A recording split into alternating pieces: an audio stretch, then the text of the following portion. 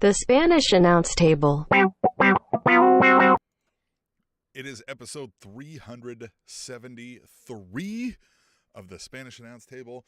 I'm back. Tom flew solo last week. Did a great job doing so, I might add. And all is well. No breaks in your podcast listenership or enjoyment. Tom flew solo last week. Did a great job doing so, I might add. Feedback here in my headphones. But go ahead, Tom. How are you? I am doing well. I tell you what, it's another great Thursday in Kansas City. Another snowy, wintry mix to approach the weekend. And everything was good. Great, fantastic episode of AEW Dynamite. We also got some Elimination Chamber bullshit to talk about. And then obviously we got some news. I tell you what, the news never stops in this wacky world. And we've got it for you. And it is going to be fun to talk about because I got some hot takes. Tim's got some hot takes. We got some praise. We got some disses. It's all going to be in here on this episode of the Spanish Announce Table. And so without any further ado, let's get right to informing your ass with the mother-loving news.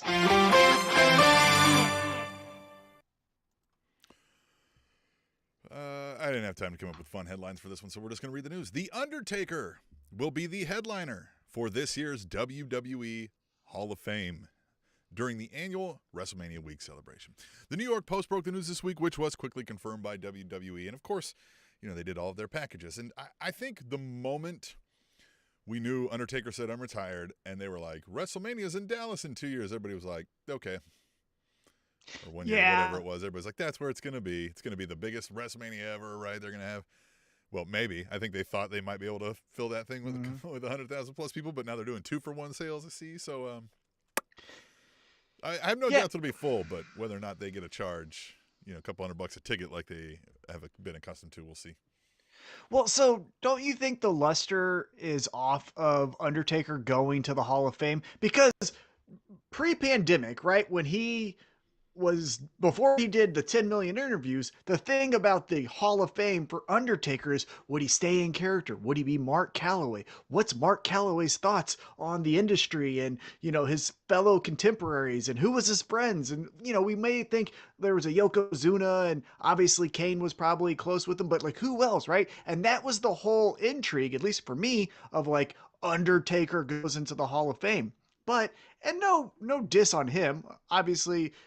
Maybe he got paid for some of these interviews, but he just went on a media tour and just was like, here's Mark Calloway. I'm on Joe Rogan. I'm on Pat McAfee. I'm on this show and that show and here and here and here. And it's like, now he's going into the Hall of Fame and it's like, I already know what you're going to say.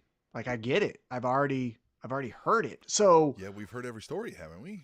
I feel like it, right? Like the two sessions of Stone Cold's podcast. Again, he's done the Joe Rogan for 2.5 hours. I just feel like the whole thing is... We might not have heard every story. We haven't heard every story.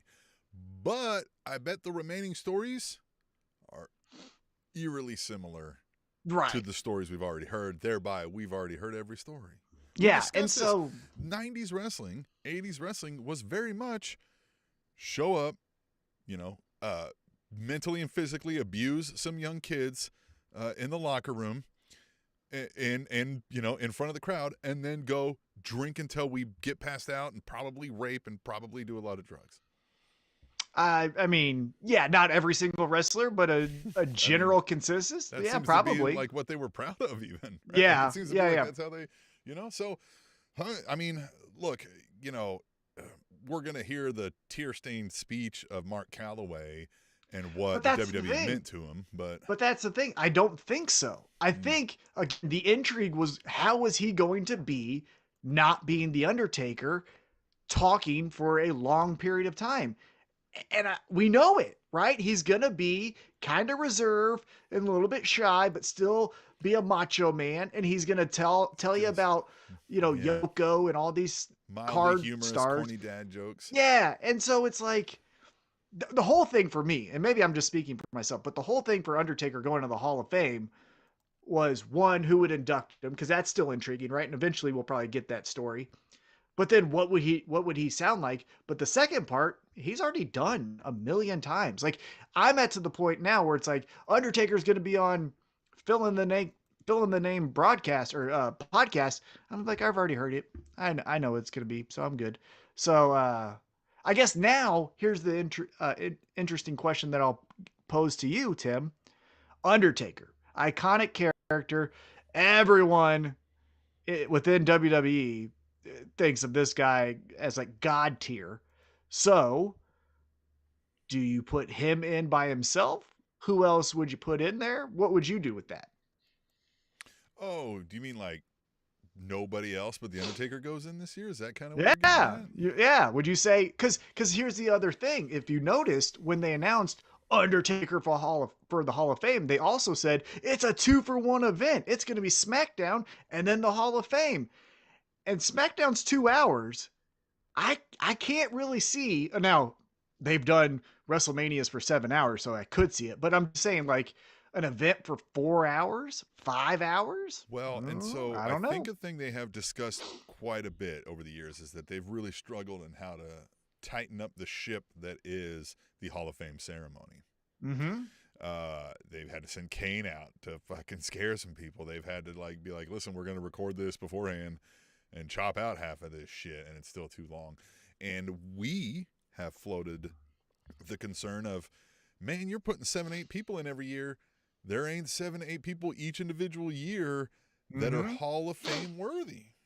Yeah. So it seems like a major knee-jerk reaction to go back to one, albeit if you were going to name somebody going into the Hall of Fame from now and the next 20 years, I don't know that you're going to come up with a name bigger than The Undertaker that would warrant the single-person Hall of Fame. So, also on top of that, if you paid attention to the announcement on WWE programming, that goddamn highlight package, I missed a birthday. It was like 12 hours long. So yeah, if that's like just that's what I'm saying. It's like, if that's just the announcement for it, how long are we going to get induction speech and then, Undertaker's speech itself? So I think it's going to be one.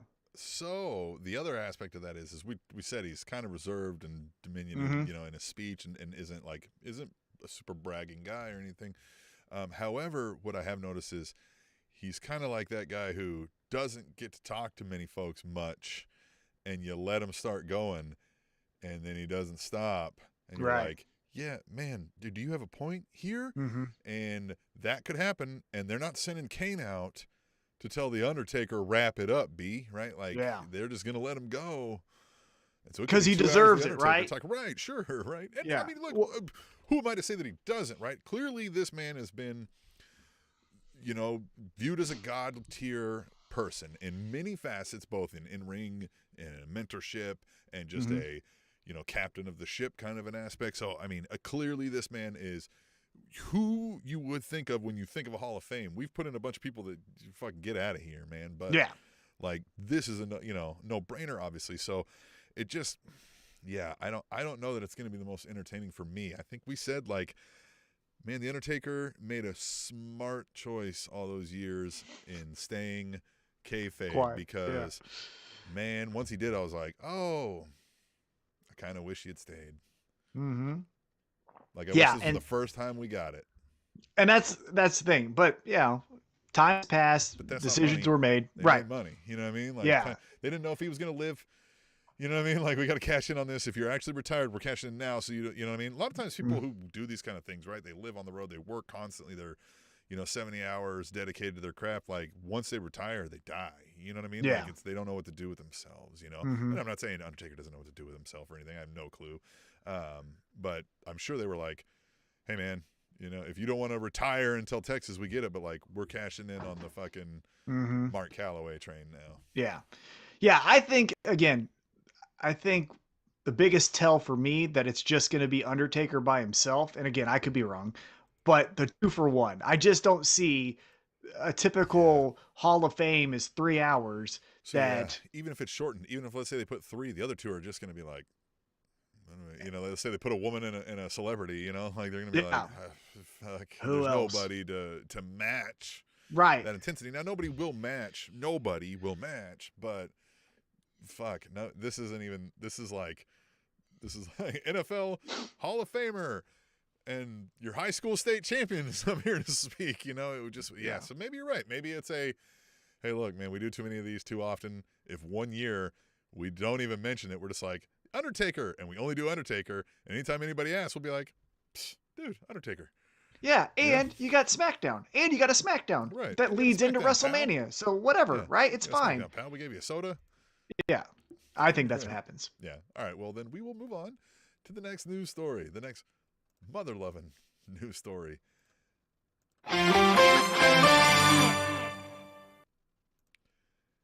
AJ Styles signed a new WWE contract this week, according to Fightful Select. Styles' current deal was set to expire prior to summer 2022, and they report that Styles will earn over $3 million a year in base salary and have some bus travel accommodations paid for. Yeah, hey, look, AJ Styles, I really am not interested in seeing him anywhere else other than WWE at this point, right? Like, he's not going to go do anything different. If he went to, say, AEW, NJPW, MLW, whatever, let's say he came here to, Dynamic Wrestling Federation, he's going to be AJ Styles. He's going to be the phenomenal one. He's going to wear those pants. He's going to have some gloves. Much in the same vein of Rey Mysterio, who never changed anything. AJ Styles has changed, right? Yeah. But, and he has different, he'll be heel, he'll be face, he'll be whatever. But, the presentation that is AJ Styles is going to be the same. And so I don't want to see him, hop to AEW, because we've seen all those matches with everybody. He could have a match over there for the most part, other than some of the new up-and-comers. And, sure, great. But, we've got enough people that can do that over there. So, this is great. We've said this. We don't necessarily, if WWE died tomorrow, we might find some pleasure in that. We think there's horrible people running that company. However, we do want two solid promotions running that can go head-to-head and house all of these great wrestlers. And, you know what I mean? I don't want just, all the good people off of WWE. It's because, then I will just officially 100% tune out and never watch it. So, you know what I mean? If that happens, that happens. I'm not going to lose sleep over it. But this is a good move. The Kevin Owens, the Sami Zayns, the AJ Styles sticking around. There's got to be quality content that they're trying to put out at least, right? Well, specifically for AJ Styles, I like the move for a couple of reasons. One, his age, right? He's in the mid-40s. He's not getting any younger. His style doesn't lend itself to being something that maybe he does this for 10 more years. Now, he's a phenomenal athlete, pun intended. So maybe he could do it for 4 or 5 more years, right? But he's at the point of his career where he doesn't have to prove himself, right? When Rusev was in WWE, we kept on thinking if only he was given the opportunity to be on top in a promotion. And now he's over in AEW, and we're seeing what happens here, right? But with AJ Styles, we saw him as the top guy in WWE and in TNA. We saw all the different iterations. Like you said, he's kind of maxed out his character. He's either going to be a fun, smart-ass heel with Amos behind him or something like that, or, the Bullet Club at one time, or he's going to be the everyday working man champion who, just fights and does the right thing. And so moving that over to AEW, yeah, he's already done the matches with Kenny Omega and the Young Bucks and those guys. So that whole Bullet Club storyline, I get it, right? But everybody fits into that because everybody was in it. Right, and so remember when we talked about the NWO had 25,000 members. Yeah, and so at his age, and I don't know him, right? I've met him once, and he was very nice to me, but he seems like a good person. So I'm glad that $3 million a year being reported is what he's getting. So awesome. And also that should set you up for after this 3 years. If you choose to retire, you can go do other things. So I like the move. And again, personally, as a fan as well, like you said, I would like to watch WrestleMania. I don't give a shit about these stories because none of them are fucking good. But on the night of WrestleMania, I know AJ Styles versus whoever it is. I think the rumor is right now Edge, right? That's going to be at least a watchable match. You know what I mean? The lead up and all that might suck, but it's hey, I'm going to watch WrestleMania and AJ's going to perform. In fact, we'll talk about that potential match later in #TweetTheTable, which is a fun interactive segment we like to have with you, the listener, where you go on Twitter and use #TweetTheTable and tell us what you think about wrestling, and we'll read them on the show. As I said earlier, more on that later. But yeah, I mean, hey, good for AJ Styles and good for getting some travel paid for. That's probably the largest like chunk out of their pay, right? Probably not even taxes. It's probably is their travel that they have to self, you know what I mean? And is he getting a bus? Is that what they said? It said some bus travel accommodations paid for. Here's my thing. And look, I'm all for anyone traveling comfortably, especially when you do a job like professional wrestling that is hard on your body.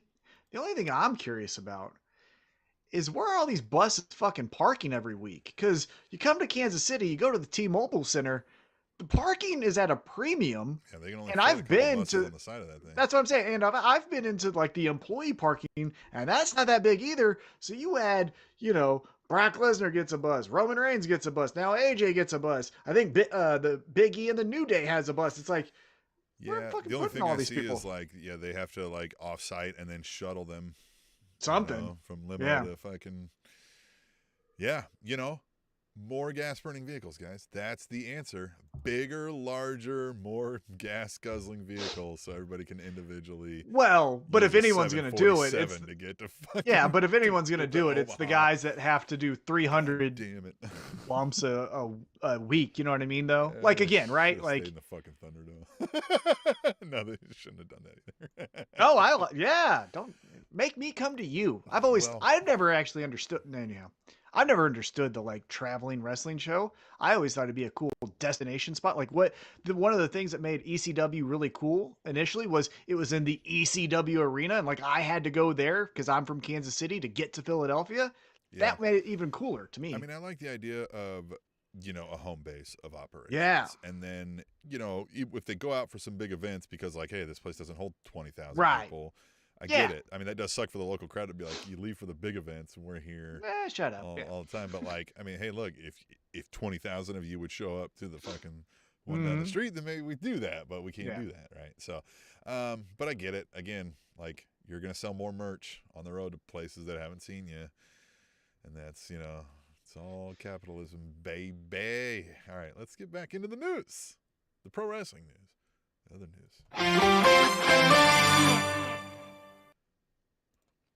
Cesaro did not sign a new WWE contract this week, according to PW Insider, who reports that Cesaro and WWE could not come to terms on a new agreement, and Cesaro declined an extension and is now an unrestricted free agent without any no-compete clauses. Cesaro joined WWE in 2011 and held the United States and Tag Team Championships during his run with the company. His last WWE televised match was on February 11 and a SmackDown loss to Baron Corbin. That's funny. That's when you know it's over, right? Yeah, that's when you know it's time to leave. Don't go to AEW.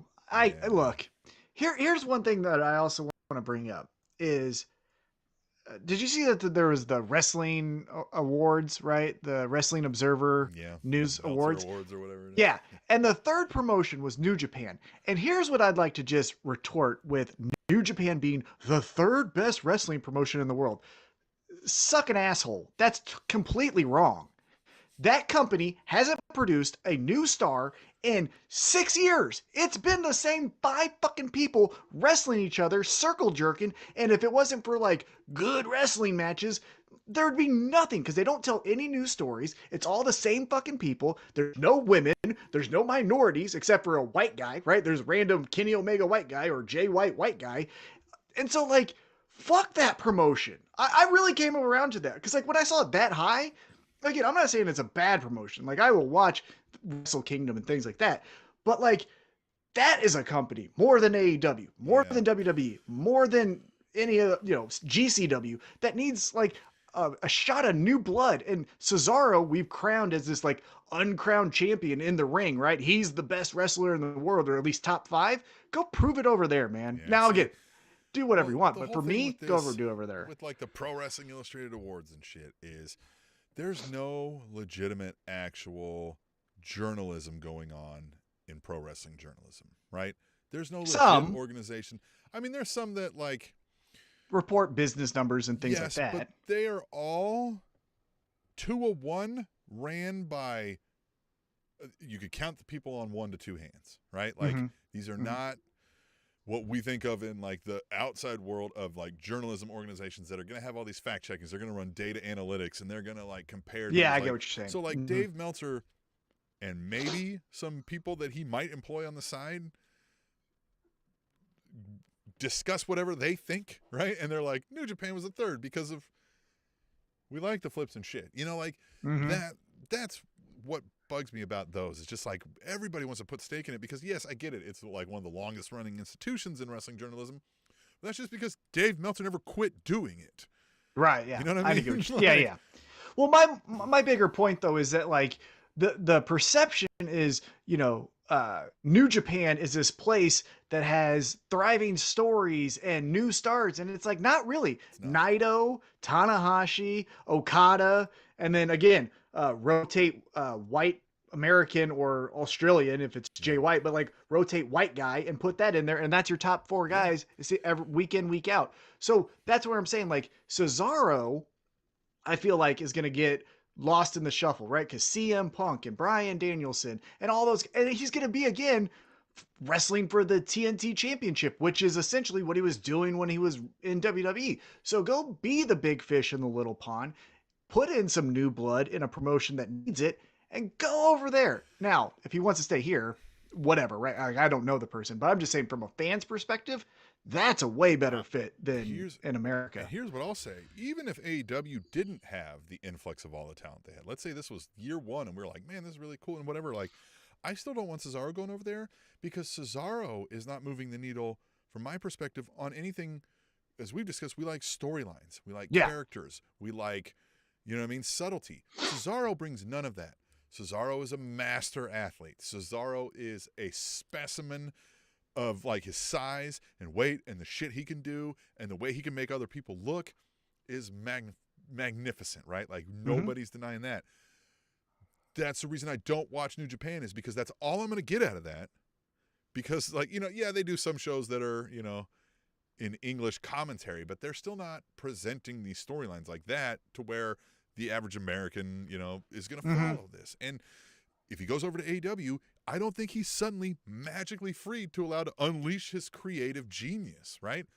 He's kind of a boring, like, he's not boring if you sat down and just talked to him, right? He'll probably enthrall you for hours. He sounds like one of the smartest guys around, speaks like 6 fucking languages fluently. Like, I think like when I've heard him on interviews, he's an intelligent guy, but like sometimes that doesn't come across as like charisma on screen as like the hero or the villain, right? Yeah. So it just comes across as like a guy. We're never going to get that. Cesaro's the great muscle guy in a faction. But like, you know what I mean? Like, I'm not begging for the Cesaro world title run because there will be no title run. And it will just be about like, did you see how he swung AJ Styles? Like, fuck out of here with that already. Like, I don't care. Right? Yeah. I want a reason to care whether he beats somebody's ass or gets his ass beat. Right. Yeah. His best presentation, even though it was completely watered down because of Brock Lesnar, was the way he was presented with Paul Heyman, right? Yeah. If he was the Paul Heyman guy, with Paul Heyman actually focusing in on him, that's perfect, right? Even if you brought up from NXT Malcolm Bivens and he be the mouthpiece for Cesaro, like that's, I think, the best way you present him. Because look, I even told you this, and I'm going to say it later on in the show too, but like, if I blindfolded you and I got 5 people to say, my name is Cesaro, how competent are you that you could actually pinpoint his voice? So if the caveat is you found people who speak his same language and dialect, might be difficult. Yeah. I don't know what he fucking sounds like. 5 random WWE superstars, I probably would, just because of the accent alone, but that's not not what you're after here, and that's not complimenting his like sticking in my mind with what he said or done, right? Like the Cesaro character is a nothing character. Again, phenomenal athlete. He was really fun in the bar, but like, what's his origin story? What's his motivation? None of it. It was just a wrestling match. And that's fine for some people who like that. That ain't what I like. We're going to keep hitting on that because we got a masterclass in what we're talking about. Oh my God. Yes, we do. AEW Dynamite. Yes. But we'll move on. Cesaro, like, hey, again, I don't know the financial sides of things. So I don't want to say good on you or bad on you, whatever. Right. I mean, that's for him to say, but like, fan perspective. Yeah, like nothing I'm going to see from Cesaro could be any worse than they've given us in the last several years. So time for a new change, right? Yeah, all right, we'll move on. Bobby Lashley will miss months of in-ring action as he will be undergoing shoulder surgery following an injury suffered at the Royal Rumble event, according to a report from a former WWE writer who also claims the concussion angle at the Elimination Chamber was written in order to cover up Lashley's inability to perform in-ring at current time. How fucking stupid is this company? How fucking stupid is this company? I'm going to lay down the reasons of why this is the dumbest fucking thing that they could have done. It's a shoulder injury. Mm-hmm. So just say it's a shoulder injury. Right. Why did we say concussion protocol even on the same night that Mad Cat Moss or whatever probably got concussed? So, and he kept going. Before you keep on going, the whole reason I hate that is let's dive into the world of kayfabe, right? We're all pretending this is real, right? Mm-hmm. We're not pretending. We all believe this is real. Right. The goal of the wrestling match is to knock your opponent out so you can hold them down for 3 seconds. That's a fucking concussion. Mm-hmm. The goal of the wrestling match is to concuss your fucking wrestler. I mean, not everybody knocks somebody out and pin, but like that's one of the knockout ways or you submissions. do it. Yeah. One of the ways you do it. So like nobody would be able to wrestle 2 matches in a row for months. It would be more like real fighting. Right? Mm-hmm. Like there's a reason fighters aren't allowed to just like fight every fucking night. Right. Like that one bothered me so much. And yeah, you're right. Like it's a shoulder injury. Why wasn't he attacked in the back, thereby leaving a potential inroad when he comes back? And yeah, you know he's going to be gone for several months with a shoulder injury and a concussion angle, a week tops. Like, well, yeah, I mean, it shouldn't be, but yes, I get what you're saying. Yeah, like, football players sometimes miss a week or 2 weeks, right? But he's going to be missing months, right? Like 4 months probably. Yeah, and so you could have even done all the same things, but just he lands on his shoulder and can't compete. It could have been as easy as that. But like on the same night earlier, and you had time too. It wasn't like the match right before. You had time that after Madcap Moss spikes his head into the ring, go like, ooh, let's not go with the concussion thing in the main event then. But they don't even fucking pay attention to that shit. They just go, the train must go forward, the train must go forward, and they look like fucking idiots. It's a stupid fucking company, man. Dude, Madcap Moss. That's how I felt. But that's how I felt. Yeah, I got I got tingles down my spine. Yeah. That's exactly how I felt. The camera cut right to Baron Corbin right when it happened, and he thought he was dead. Yeah. He hit the ground like, oh my God, he's fucking dead. I don't know how he didn't sustain some kind of injury. Tough. I don't know his background, but neck exercises and things like that. In slow motion, it literally compresses. I was like, how did he not? Mm-hmm. He should have 3 fucking broken vertebrae right now. He should be in a neck collar like how I was. Yeah. Like I was like, Austin, you know what I mean? Like fucking all of them that way, man. Yeah. But anyhow, with Bobby Lashley, if it's a shoulder injury, make it a shoulder injury. It made no sense. You guys are the dumbest. Again, it makes it way more like he looks way less like. Well, and it's just because all the maneuvers they take in that wrestling match were worse than that fucking fall to the glass. Yeah, the stomp from Seth Rollins. You're good the next week. No, I get it. Like concussions are that way. Sometimes it's like, you know what I mean? It's the slight hit. It's because it's how the brain moves in the again. But like that's outliers. Yeah, what a dumb fucking reason to have Bobby Lashley miss. Not the legit injury was the dumb reason. I'm saying the storyline. Yeah. Just again, who likes this shit? Yeah, who likes it? They wrote that. Like I'm getting to the point now where if someone's like, I'm excited for blood, I'm gonna fucking choke them. Like I can't take it anymore because it doesn't make any fucking sense why you guys like this shit. Like I'm dead serious. It really doesn't. Like what is it? Please, someone fucking write me a letter or something. I'm gonna look. It works me up because they don't have to be that bad. It doesn't have to be that bad. It doesn't. It's just a little effort and thought. Just fucking think, man. God. Well, let's see if you like this. Damian Priest has now been the WWE United States Champion for 188 days and counting, making him the longest-running U.S. champion since Dean Ambrose held the title for 351 days, spanning May 2013 to April 2014. Priest also is now the longest-reigning U.S. champion under the current belt design, which sucks.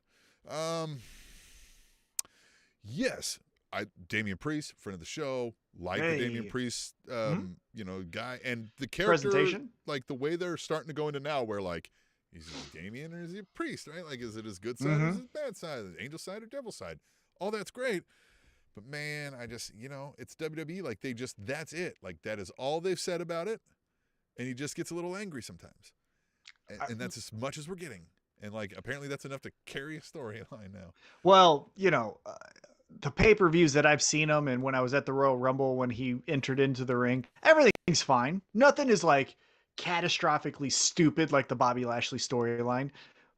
But also, yeah, there's no rhyme or reason of what he's doing. Why does he get mad so quick?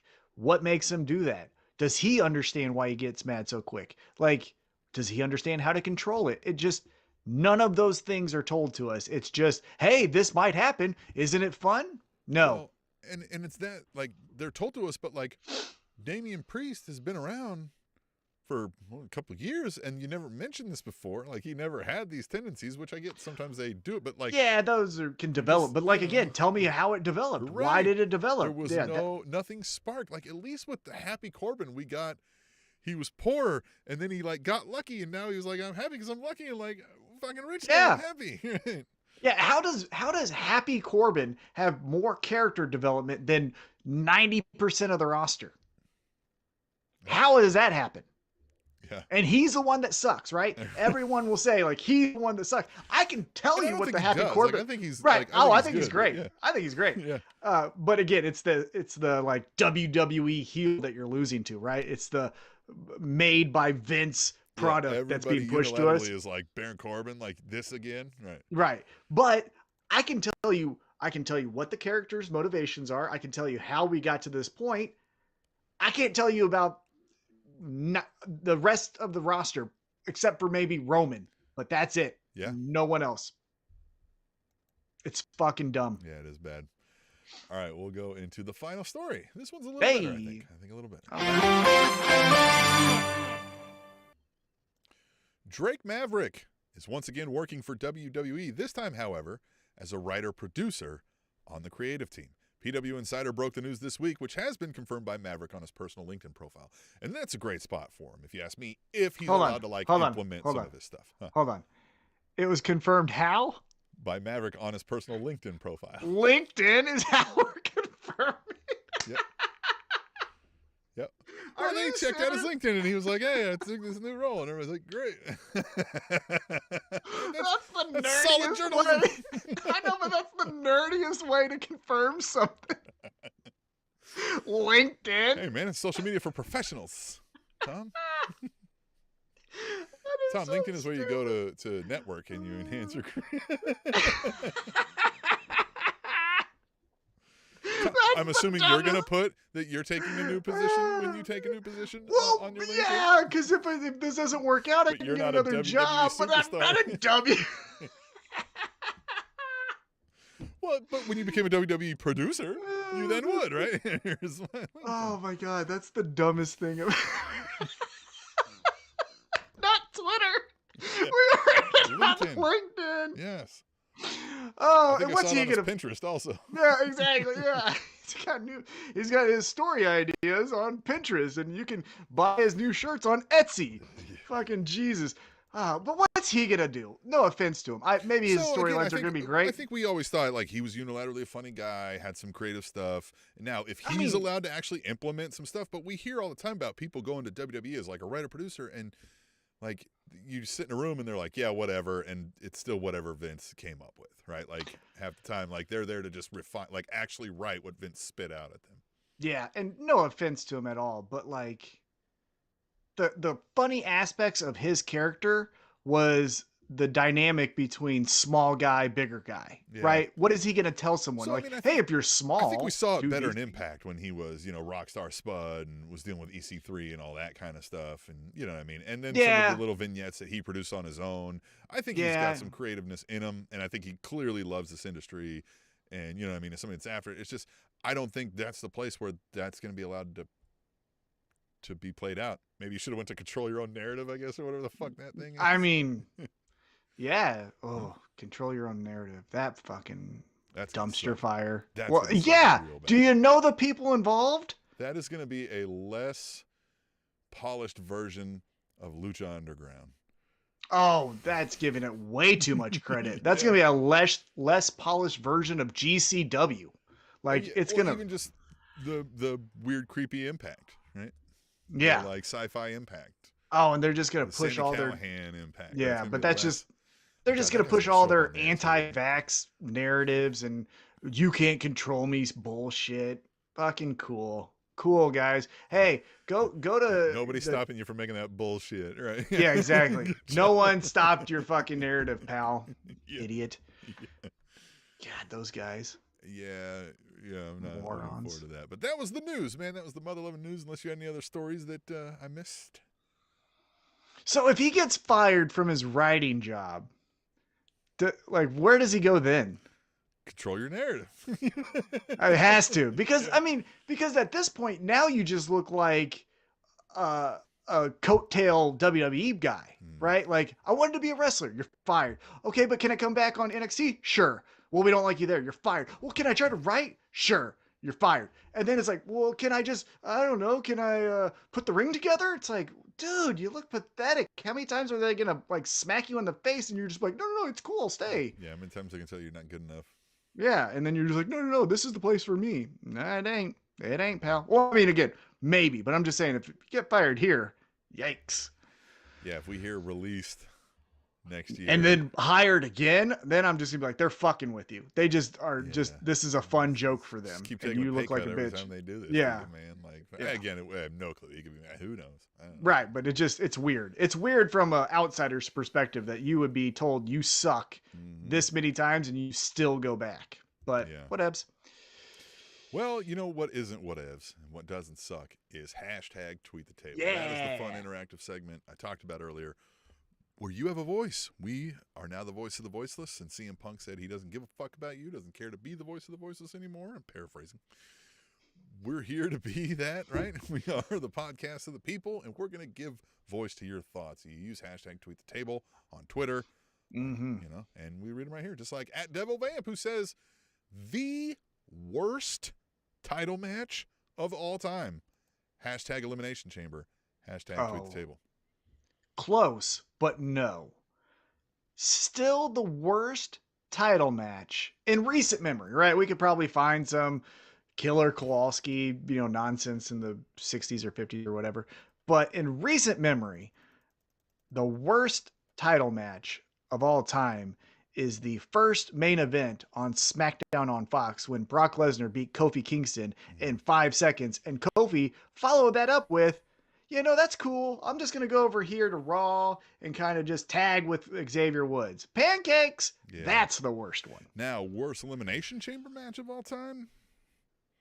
Yeah, well... I mean...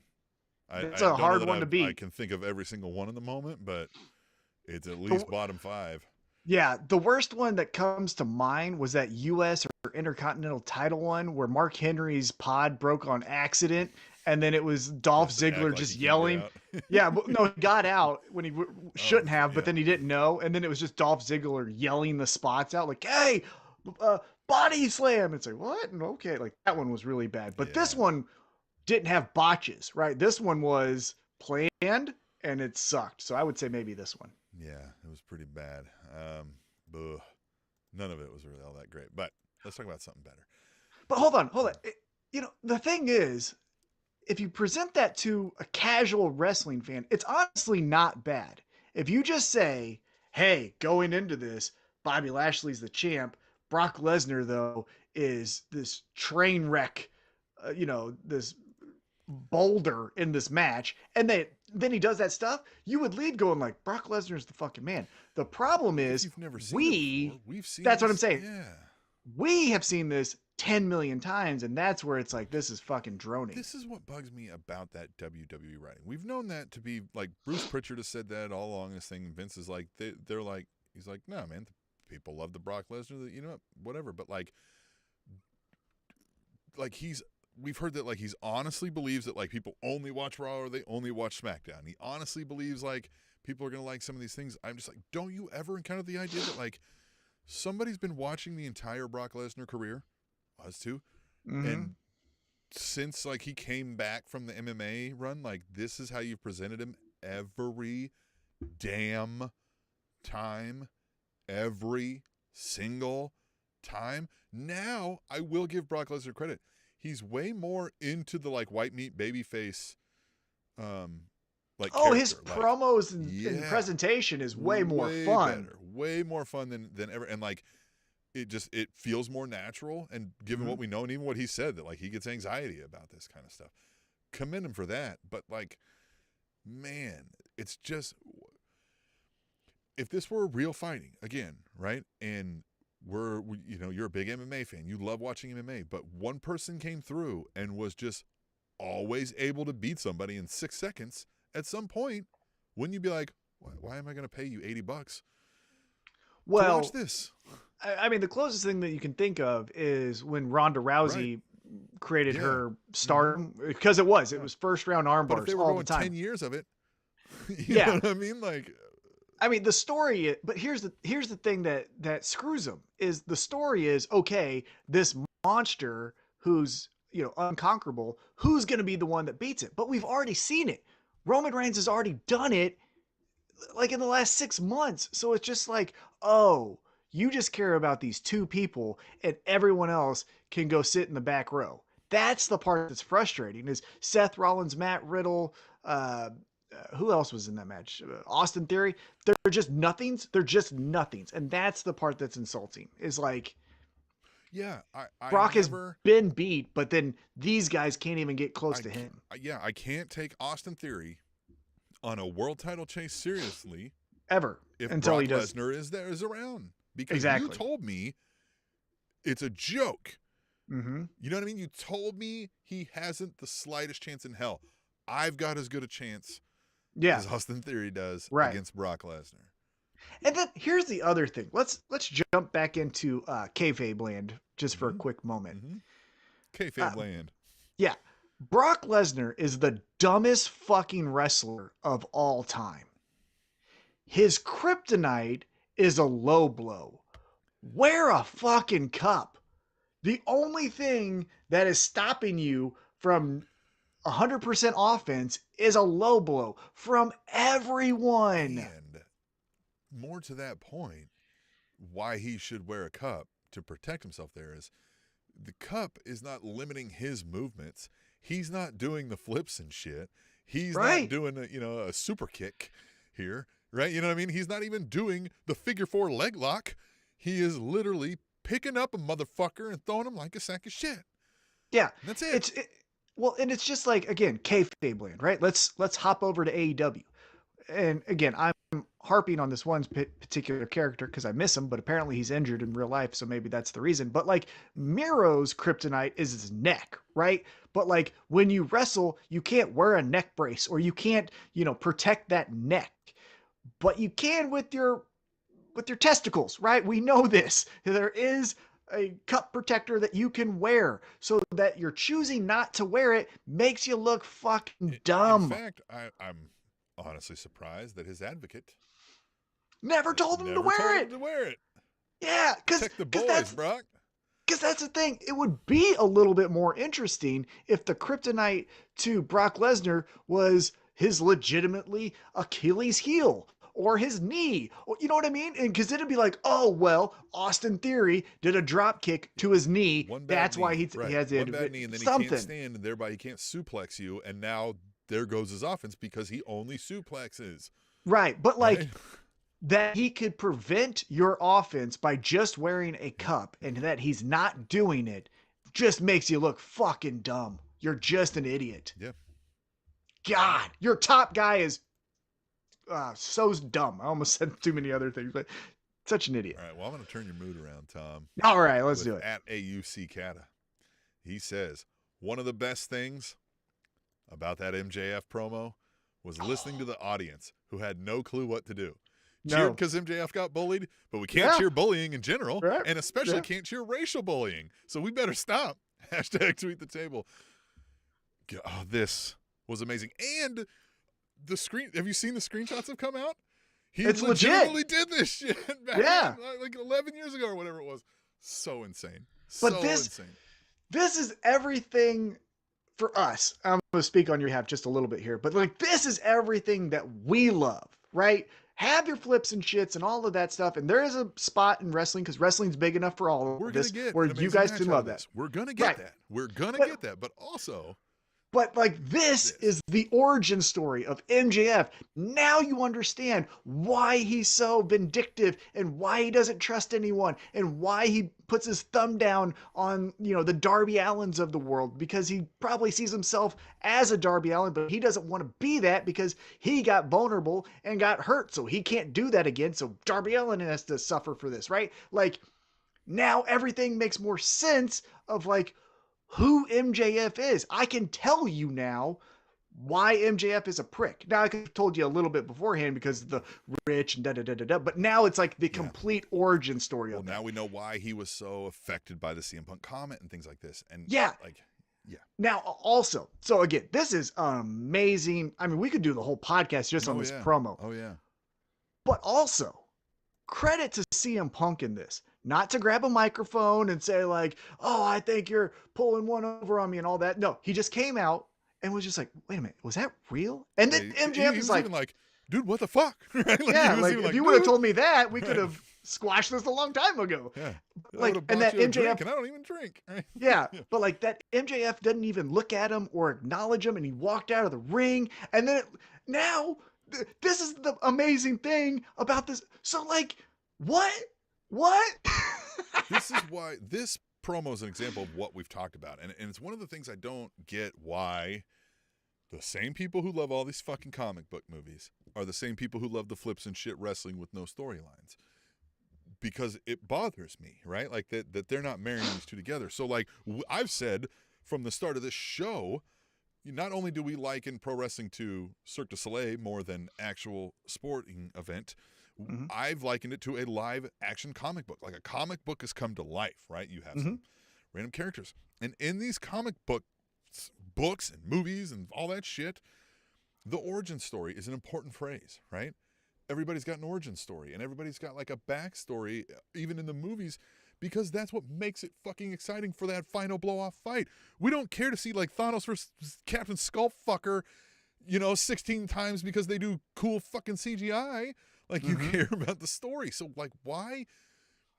Like, this stuff isn't the norm is what bothers me. This is light years above anything we've seen. And I'm even putting it above the Roman Reigns thing. The Roman Reigns thing, when he first started doing his shit with the Usos, was the only thing that's come close, right? Yeah, it was captivating. Close.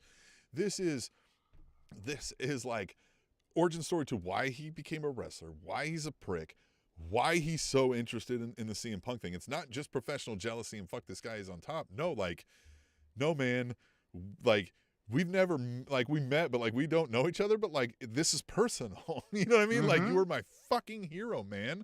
And you abandoned it, which is, even as we've said, we didn't understand why some people felt this way. We know 1,000 wrestling fans that I've talked to who felt this way when CM Punk left. I've had people that I knew since high school tell me that they used to watch wrestling, but when CM Punk left, they gave up on it.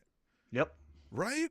Yeah. And this just fits so perfectly. And then to know from the Twitter sphere and shit that it's all actually fucking true, that he literally said this shit back then. I mean, that's the cherry on the top, right? Because again, this is stories. It doesn't have to be that way, right? Like, I don't need Maxwell Jacob, whatever his real last name is, to actually have those posts. It just is the cherry on the top where it's like, whoa, this is breaking kayfabe, right?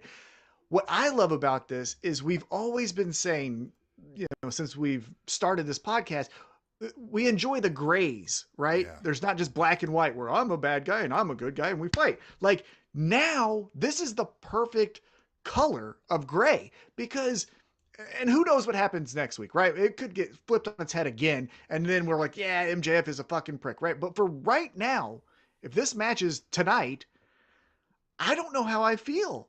Because CM Punk is legitimate in his feelings towards MJF, right? He has cost him a lot of pain, and the Powerbomb Symphony from Wardlow that MJF ordered, and all of those things. He did just kind of turn his back on all of his fans who apparently followed him like a messiah. Right, and so both guys, you understand their motive for going MJF after each now other. Currently, he embodies a lot of the like IWC pro wrestling fandoms, like he is the embodiment of like okay, yeah, you came back, man, but like, where were you? Do you know how bad it sucked? Like, is how they feel. Like, do you know how bad this shit sucked? And yeah, you're back, but like, it's not the same, right? Like, it's not the same. Right, but CM Punk has legitimate beef with MJF because of all the past weeks. He's actually been fucking with him, right? Right, so it's like, you understand why CM Punk wants this revenge on MJF. It's not just this hero who's not aware of his fans, and then one fan gets hurt, and then they have this thing. It's also so great that, like, so CM Punk has made a career out of, like, saying the asshole thing to rile up somebody as an asshole-ish thing. Here, he said the asshole-ish thing, trying to be an asshole, but didn't realize he was being the biggest asshole on the face of the earth in that moment. That this was like a stab to the heart, right? Like, to him, it was like, he was like just trying to belittle him. And so it's almost like, yeah, you were trying to make an insult, but you really put your foot in your mouth on this one. You know what I mean? Like, you made it about like somebody's heart now, you know? Mm-hmm. Oh, yes. Crazy good. This is fantastic. This is outstanding. I can't crying. I can't wait. Yeah. I can't wait. That's Tony Schiavone felt bad for the guy. He was like, listen, my kids have ADD. Like, I understand. Like, this is a lot. He's like, I can't believe what I heard. MJF's mom was on Twitter fucking like, shit, I didn't realize you had a fucking soul. Like, damn it. Oh, it's so good. And again, I posted this on our Twitter at Table Show. I still think the swerve is coming, right? I don't think that we're going to completely abandon this promo. He could be like, he's like, yeah, the tweets were there. He's like, but I just said that so I could get out of my football deal. Like I would have had the fucking thing, you know? So. I still think that the origin story will be there, right? But I think it's and then I'm never going back. Whatever CM Punk does, he could hug me, he could apologize, he could say whatever he wants, but I'm never giving in to this guy. You know what I mean? We're almost having that Hogan Rock moment, right? Where the crowd's like, nope. And then like MJF, like, we're cheering him on in this match. We're like, all right, you know what I mean? You're coming up. But then he starts to just like take it too far and that's what I'm saying. Kills CM Punk. And he's like, stop. And he's like, you don't fucking, you know what I mean? He's like, you fucking, you know what I mean? Like, and he just like, I fucking killed him because that's what he deserves and that's what you all fucking deserve. I did it for you. He's not your fucking hero. You know what I mean? I'm your fucking hero. And then everybody will be like, okay, guy, right? Like, he could go that route. I think that's what we're going to do next week. Again, we don't know. We'll find out next Wednesday. But this is what makes it so much fun is you can theorize and get excited of what could be because this is so refreshing and entertaining. But yeah, next week he could go past the limit to where us as fans were like, hey, we're with you, but not now. You've crossed the line. And he could be like, good, I crossed the line. This is how this makes me feel best is when I am better than you and you know it. Come out and save CM Punk. Something. Like, again, like, dude, so much fun. And then he like tries to fucking push on Wardlow and Wardlow's like, right. But something. Yeah. This is going to be great. I cannot wait. And again, like, obviously this was the best promo of the night and I don't know the rest of the tweet tables, but like this was another fantastic story progression across the board for multiple stories, but this one was off the chart. Off the charts. All right, we'll move on to the next one. At Katie First Lady says anything less than Edge versus AJ Styles at WrestleMania is not worth it. It could potentially be a show-stealing match. # tweet the table. Sure, the match would probably be fine, but I just feel like this is, sure, you might have considered this a dream match 10 years ago. But I don't care now. Well, but what's the story? Right? We were just talking about MJF, CM Punk, and the depth of story of what makes us excited about that matchup. If you were going to do... The way this goes is Edge is fucking Mr. Grit again, and AJ Styles is... You know what I mean? Well, the only thing I can think of, and again, we'll find out, right? But like the only thing I can think of is Edge, when you were in the top guy in WWE as the rated R superstar, I was a phenomenal one in TNA, and it's like, okay, we did that with Cena. Like, I don't, you know. Yeah, I don't think there's any story to be had. That's the deal. That's the hard part. To make it a story that would be on that level, you'd have to start now, like right now. And I just don't. What is Edge gonna say? What is AJ Styles gonna say back to Edge that we're gonna be like, I can't believe he fucking did that? Right. There's nothing. Or there's or nothing. I understand why they don't like each other. Primarily because these two have literally never crossed paths, right? Like, there's nothing. They don't even have connected friends that I'm aware of. You know what I mean? Like, Yeah.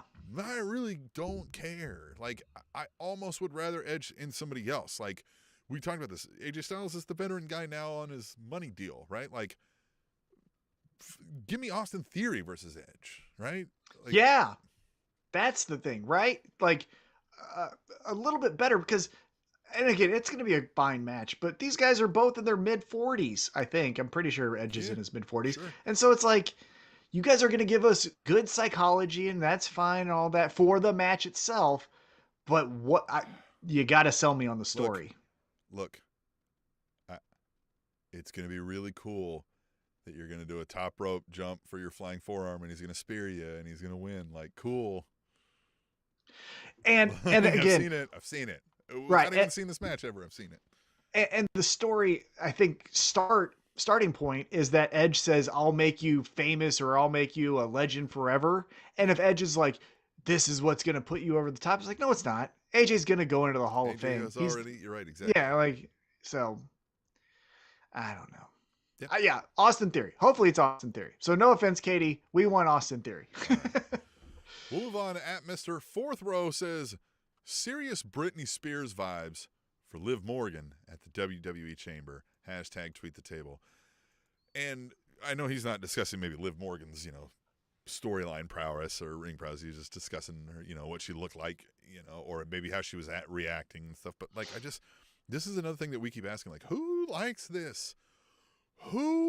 I get Liv Morgan as an attractive female, and people may like her underdog, presentation to some extent, but like, who the fuck has connected to this? Like, why? What for? This could be Liv Morgan swapped out with any other person. Well, and that's another knock against it is, yeah, she looked like Britney Spears from the Oops, I Did It Again video because she was in the all red jumpsuit or whatever we're calling it. Yeah. But why? Why would she dress up like Britney Spears? The last time I remember hearing from her, she was in the Riot Squad, and the Riot Squad hated the mean girl Britney Spears like. So why would she now dress up like her, right? It doesn't make, there's no continuity unless we're told why. Now, if we're shooting here for a second, we understand that they were in Saudi Arabia. That's one of the caveats to have the women wrestling is that they have to all be in one, head to toe, ankles and wrists covered and stuff. But like, this is another example of how WWE, and I know this sounds, we're doing a podcast that makes, $100 a year. All of them. They are WWE, that's a billionaire, whatever. Yeah. Right? They can't get out of their own fucking way sometimes, right? Liv Morgan, as I just discussed, is a meaningless character with nothing to like bite into from a, storyline or progression or character building thing. In real life, she's married to Bo Dallas and they run a fucking farm together. That's a way more fucking entertaining story about her than you have told me at all on fucking TV. At all. Well, where is that fucking story? Like, that's a better fucking story than anything you've given me, and you didn't have to come up with it. That's the part, you give me nothingness. If you're gonna not put effort in, then invest in their real life personalities and just bring that to TV. I'm not a fan 100% of, well, you're the father of this person, so let's talk about how you're the father of that person. Yeah, like, fuck out of here, right? What I mean either, but yeah. No, but I'm saying, like, but if you're not gonna give any effort at all, then say like, well, she's married to another wrestler and lives on a farm. Put her in overalls and fucking talk about pigs or whatever the fuck it is, or have her come out with a goat. I don't know, but like something. Well, where's that fucking reality show or something? Like, Jesus Christ. Yeah, guys. But again, I'm not the biggest fan of like, because it's real life, that means you got to do it in your fake character. But when it's a better story than anything you fucking told. That's what an actual story. Right? Yeah, that's the worst part about it. Damn, whatever. All right. but Rhea Ripley, she looked like she was into some Natty Neidhart business there for a second. You know what I mean? Yeah. Well, let's now that we're bringing up the women at the Elimination Chamber, at Devil Vamp says, you guys have to admit this is a pretty good step. What, you say no already? No, I don't have You guys have to admit, I ain't got to do shit. You guys have to admit that this is a pretty good step for these people who would not otherwise watch women's wrestling. Hashtag tweet the table. Oh, hey, Devil Vamp, and I think Devil Vamp and I, and maybe even Tom, align on a lot of things politically. Like, don't get me started on how I can point to several examples of how the Saudi Arabian people are being more progressive and fucking caring and advancing themselves than the fucking American people lately. We can talk about that for hours. Sure, 100% great. But, like, I think it's just one of these things that we also have turned on this company for. It's like, that's not what you're over there for. You will say that, but that's not why you did it. And don't sell me on the, like, well, we also saw this as an opportunity. No, you fucking didn't. No, you don't care about, like, advancing women's, abilities in the Saudi Arabia. You don't fucking care, and saying you do is just a fucking lie, and it's insulting anybody's intelligence. If you believe them when they say that, you need, like, you're being had, right? So it just is insulting to my intelligence to sit here and watch them. Then they also have to, like, cover up and shit like that. And, like, part of the problem with them over there is that they have to cover up and that they have to do these things, right? So again, I go back to, like, who fucking actually likes this? Yeah, I'm conflicted, to be honest with you, because on one hand, what they're doing, Saudi Arabia, that is a classic tactic called sports washing, where countries are more approachable if your favorite basketball player plays in North Korea, or your favorite baseball player stands next to Putin. And it's like, well, then it can't be that. Look at the progression that they're making. It's such this tactic has been, it's PR. yeah, right. but, like, this has been a tactic used since the 1900s, right? Like, they've done this forever. And it's not great, right? Now, with that being said, as you mentioned, in America, there's not a lot there is great things, but there's also some parts of this country that kind of suck that they go to, right? They're not, well, we don't go to Alabama because they're against voter rights. Like, no, they're going to go to Alabama, right? So we're not condemning them when they go to Alabama or when they go Texas. to Florida and all that stuff. Yeah, Texas, all those things, Missouri, we're not above this, but, like, so it seems a little bit hypocritical where we're like, don't go to Saudi Arabia, because they could easily come back and say, like, what are you talking about? Have you seen what Alabama, Mississippi, I'm just naming states here, Connecticut, whatever, is doing? And then they're like, well, but that's my hometown. Like, come to my hometown. I'm a good person, right? Mm-hmm. And then again, to your point, their history, their track record has told us, any people that look at this with a critical eye, that yes, their goal is not to have women wrestling across the world. Their goal is to get $350 million over 7 shows, which is twice the amount that AEW's got from their TV contract from the Turner Network. So, like, we know what they're doing.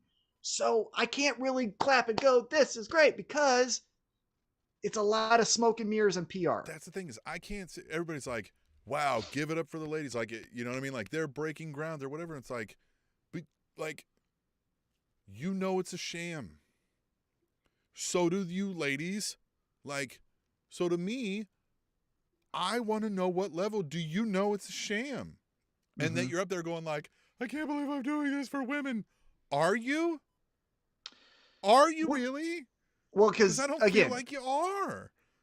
And change doesn't happen overnight, right? But however, they've done 7 shows, I think it is what I saw. This is the 7th show, something like that. Been a bunch now. Women still can't go to the show by themselves. Right. They have to be accompanied by a man.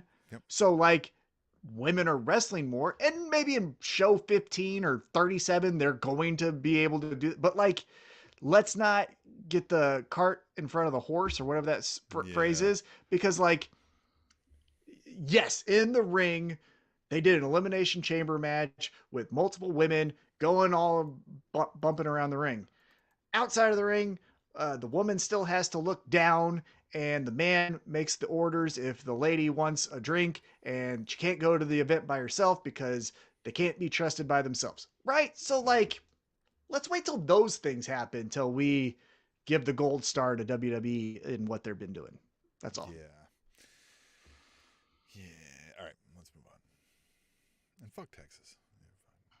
Oh, look, there's so many. Look, Kansas City is not great, and I live in Kansas City. You know what I mean? Kansas sucks. Yeah. So like, but again, I want them to come here. Yeah. I don't want to be judged for my government, but yes, I know what you mean. Texas is trying to make it so if you don't report trans people as parents as abusers, that you're going to jail. That's a special level of fucking anyway. But again, now we'll see when the voting. But they're not doing politics. I mean, right, but like, but the people of Texas may be like, "Fuck that shit," right? But anyhow, we can get it. We'll see. Russia has protests, even though they're going to, anyhow. Katie First Lady. Hey, they're pro wrestling. So, is this another test for Ciampa on the main roster? # tweet the table. Man, has that ship sailed too? Like, I think he's great. I think he's fantastic. And I think he can capture a little bit of that lightning in the bottle that he had when he was the NXT champion. My own personal feeling. His promo abilities, his character work, his commitment to the character when he's on camera, phenomenal. My biggest hesitation is I feel like he's a little fish in a huge pond, and the people doing the fishing don't like the little fishes. You know what I'm saying? Guy that I wish might have left a year ago for AEW or something. You know what I mean? Yeah, it's just no. Going to the main roster, I think again he can do the things that we like. I just don't think the powers that be want him to do those things because they don't see that he could do it at this level, and that sucks. Yeah, I agree with you. Yeah, but yeah, I mean, I think he doesn't fit on NXT 2.0 anymore. No. So it would be and him around. And him and Finn, if you're going to bring him up again, seems like a good, they tried it with him and Johnny Gargano, right? But like him and Finn, that's it. And again, assuming they do the WWE thing when they break them up, that's going to be a fun match, we hope, right? Those two guys could maybe come up with some creative, fun story. We'll see. Yeah. All right, we're going to go to final tweet table, and it really sums up a lot of the theme of this episode thus far. And it's from Devil Vamp. He says, at this point, my relationship with WWE feels like I am an abused spouse that keeps going back for more because, quote, they will change one day, end quote. Smacked in the face again. # WWE Chamber. # tweet the table. And man, do I know all the feels that he's having. You had it, and I think you walked away before I did. Mm-hmm. And man, that is a perfect way to describe it. And that's the way they treat it. And what's more insulting is that, they acknowledge it. Like Bruce Pritchard says it in his podcast. Vince McMahon will say it to people no, the fucking public will eat whatever we give them. And they're going to take it because I don't care if they like it or not. We need Cody Rhodes as Stardust, right? For example, right? Fuck them if they like it. They're buying it. Yeah, and they're even aware of it because if you recall, 4 years ago, the McMahons plus Triple H stood in the ring and were like, we're going to listen to you. We understand that automatic rematches suck, even though we keep doing automatic rematches. Doing fucking nothing. Exactly. So they're aware of it, right? But they still think that's what, looking back on that, it's even more, I know people get mad because they're like, I can't believe you said that and didn't follow through. I don't think they ever had intentions of following through. They said, we can say it, and they'll buy it for another fucking year. Right. That's the point, is now, like that abusive relationship, I think we're in the phase where we're like, oh, wait a minute. I've been gaslit for the last 5 years, 6 years. Now we're catching on oh, they're not going to listen to us. And here's the thing, ladies and gentlemen, boys and girls, Table Nation, come with me to AEW. Come with me to GCW. It's so much more fun.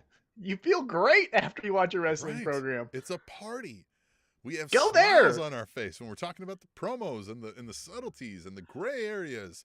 Because when you invest in there, right? When you invest in GCW and you invest in MLW or an independent rep, whatever it is, you can look at WWE and go like, fucking idiots, but like, move on, right? Like, my point now is I almost feel like a freed prisoner, and now I'm looking at people who are like, I don't want to jump the fence. I'm like, what the fuck is your problem? Like, I want to hit those people because like they just don't want to take the leap of faith. And it's like, man or woman, like, we're over here. I want you over here. Fucking come on. You know, like, there's no amount of flag waving that needs to be done. Yes, I could sit here and say, if I wanted to like defend WWE and their programming, I could say they've got Seth fucking Rollins, they've got Roman Reigns, they've got Edge, I can just run through the litany. I feel that's the only names that come to mind right now. But like, they've got the Randy Ortons. Look, Alpha Academy's doing good, fun things right now. All that kind of stuff. They got the Matt Riddles, right? Like, you know what I mean? You could say, Riddle. I think Chad Gable's doing great, by the way. Yeah. But like, you could say all these sorts of things, but it doesn't negate everything that we talk about. It's right. All you're mentioning are the names. And like, that's it. Like, you're just like, it's Randy Orton and, fill in the blank because it's Otis. Right. You guys love that. And I just don't, it's not enough, man. It's not enough. And I don't get why people like it. To my point, to how I feel is like Chad Gable is doing fun things, but why? Yeah, but when did he become a scholar? I didn't know that he had a teaching background. Why are we fucking doing that? Yeah. Well, so I think that was one of our.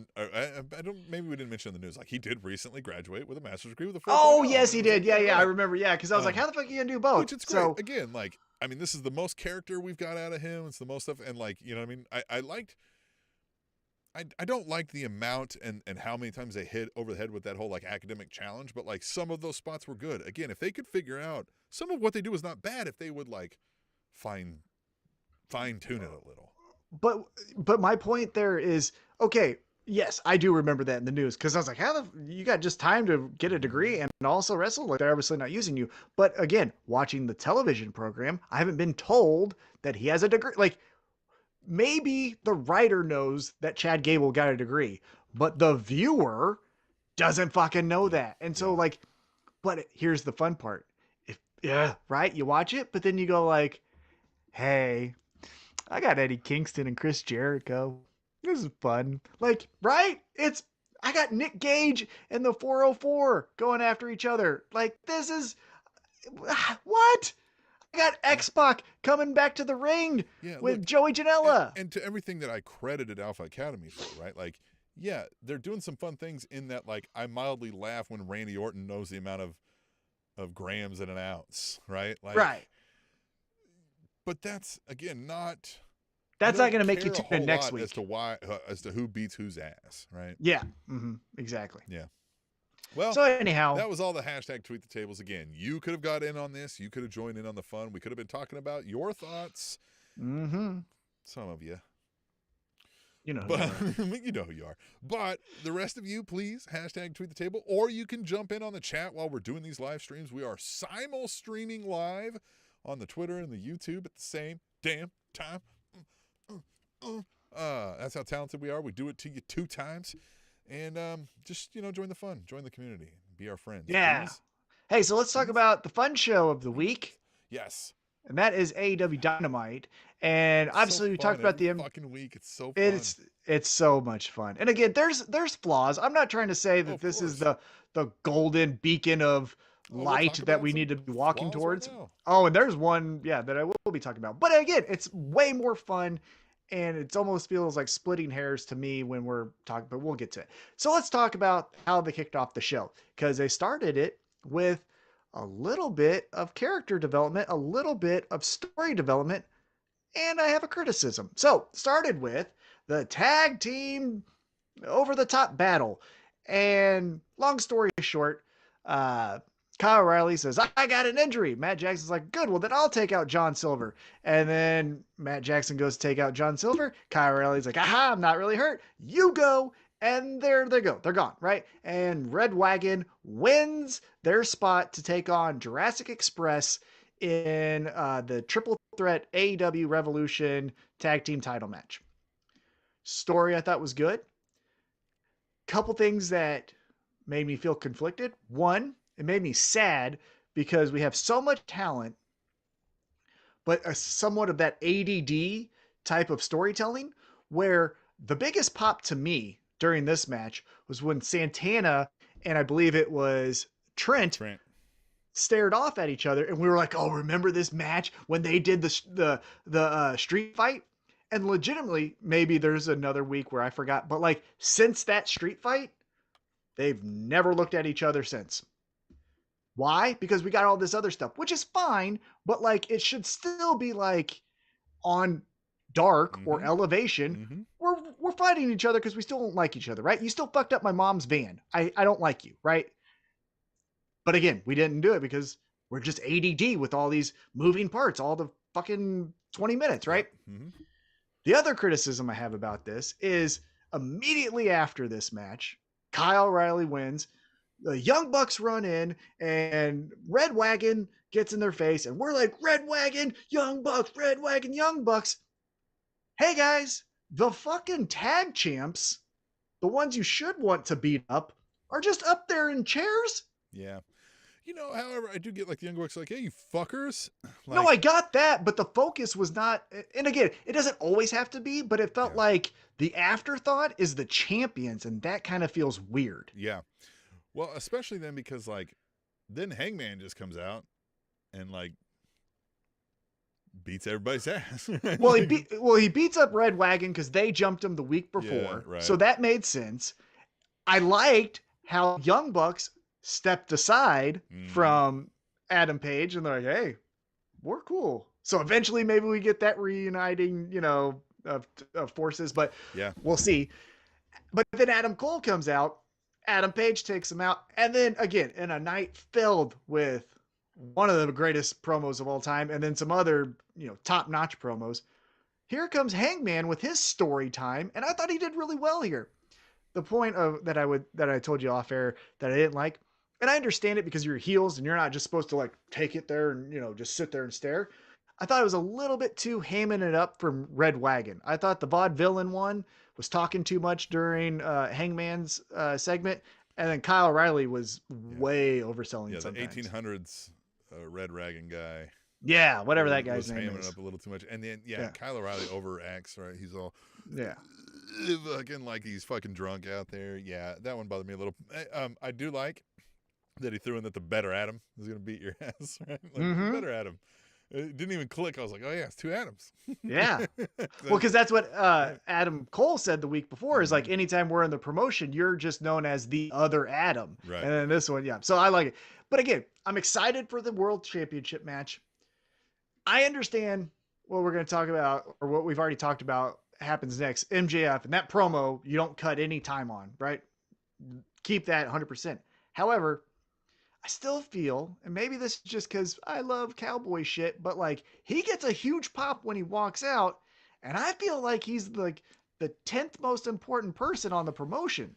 Yeah, I also think because like I think Adam Page is going to be far better served when he's not in the title picture.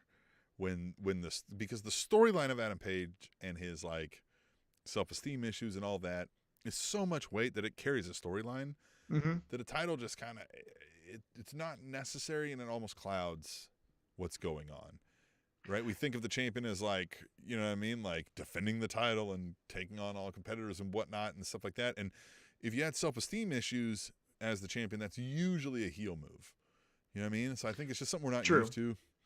Yeah, my criticism it's not coming out even what I'm saying isn't coming out, and so it's just this reversal of Hangman, right? Yeah, my criticism isn't necessarily that; it's just the time. It's like he's there for 4 minutes, and again, MJF was I think 15-20 or something like that. And I'm not saying cut MJF's promo in half, but I'm just saying maybe give Hangman some longer segments, because he just goes in, clears house. I'm going to tell you a fun story. I'm going to steal your gimmick for a second. And Hangman, it's like, oh, okay. But like, you have some meat on the bone, right? Adam Cole, which they're touching on. I'm not saying that they're not, but Adam Cole was always the champion and Hangman was always the other guy. You know, he was the lesser of the two Adams. And we're saying it, but I want more exploring that. I want to see other guys come up to him like Adam Cole. Oh, I'm sorry, Adam Page. I get you Adams mixed up, and like then that starts to eat at Hangman's self-esteem. It's like, what the fuck? Does no one get how special I am? Right? Like we could do some things, but we just don't give that enough time, and that's the part where it's like he's your champion. He's the number one guy. You told me he's the number one guy because he has the championship. Focus on him. Kenny Omega got all the time in the world.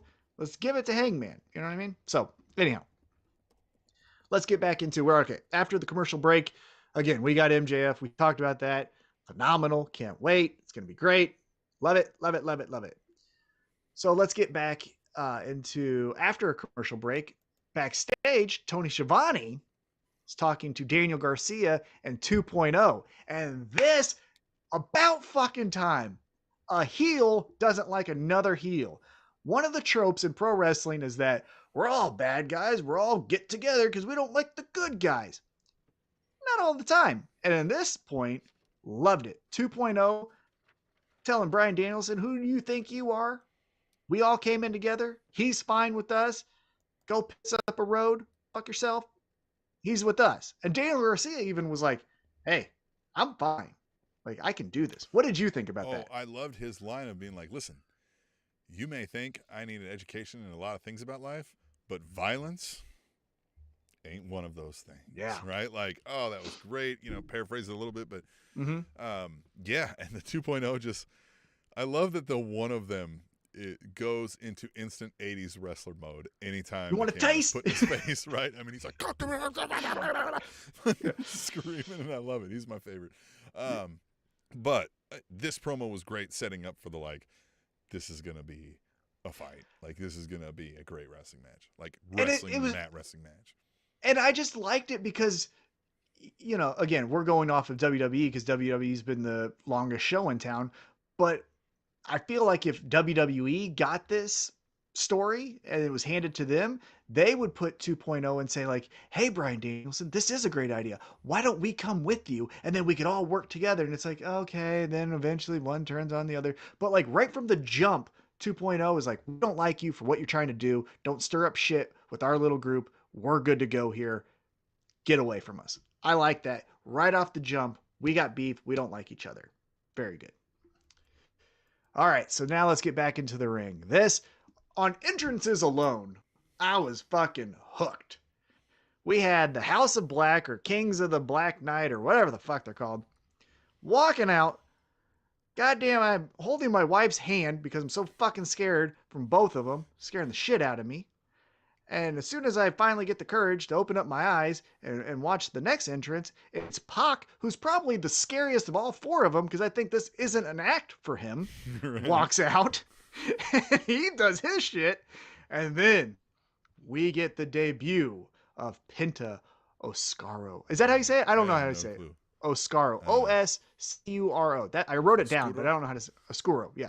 Penta Oscuro. Fucking Alex Marvez, or whatever the fuck his name is, looking like goddamn Count Chocula walking out here with him. Exactly. Oh, great shit. Yeah, that was all a great setup. It got you into this mood. The critique I have of that is like, that could have been built. Like, that could have been a big event. That could have been Revolution. Right. Yeah. Yep. Now, I think we're getting the Revolution match in a couple weeks, because I think next week we may be getting someone back to full strength.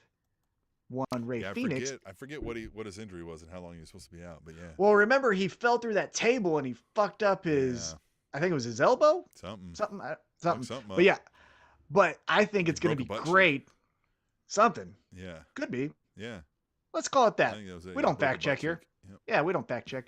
But I think for as cool as the debut of Penta Oscuro is, the reformation of Death Triangle. Do you see the fucking words I'm saying here? Like, woo, goddamn. You know what I'm saying? I like it. So the reason why I like in the match too, how like he goes to spit the black mist and they're like, nah, fuck you.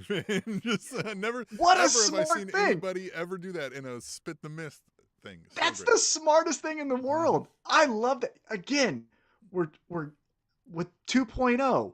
And with Pinto covering the mouth. Not everyone's a fucking idiot in wrestling. You know what I mean? Like, right. I Times you love get that burned by spot. the same guy doing the same thing.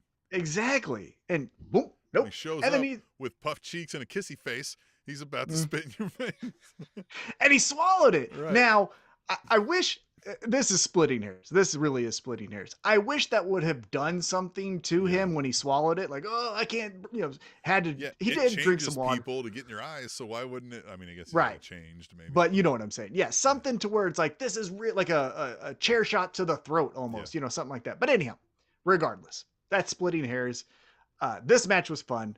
The finish again was great. Covering up Black's mouth, spit, all that. But the lights go out. So Kings of the Black Knight, House of Black, whatever the fuck we call them, they win the match. No, it was the other ones, didn't they? No. Penta, right. yeah, I'm sorry. Penta and Pac won the match. Right. House of Black walked out with their heads held out. I'm sorry. Yes, because Penta did the thing. I'm sorry. Right. So Penta and Pac win the match. Lights go out. Buddy Murphy.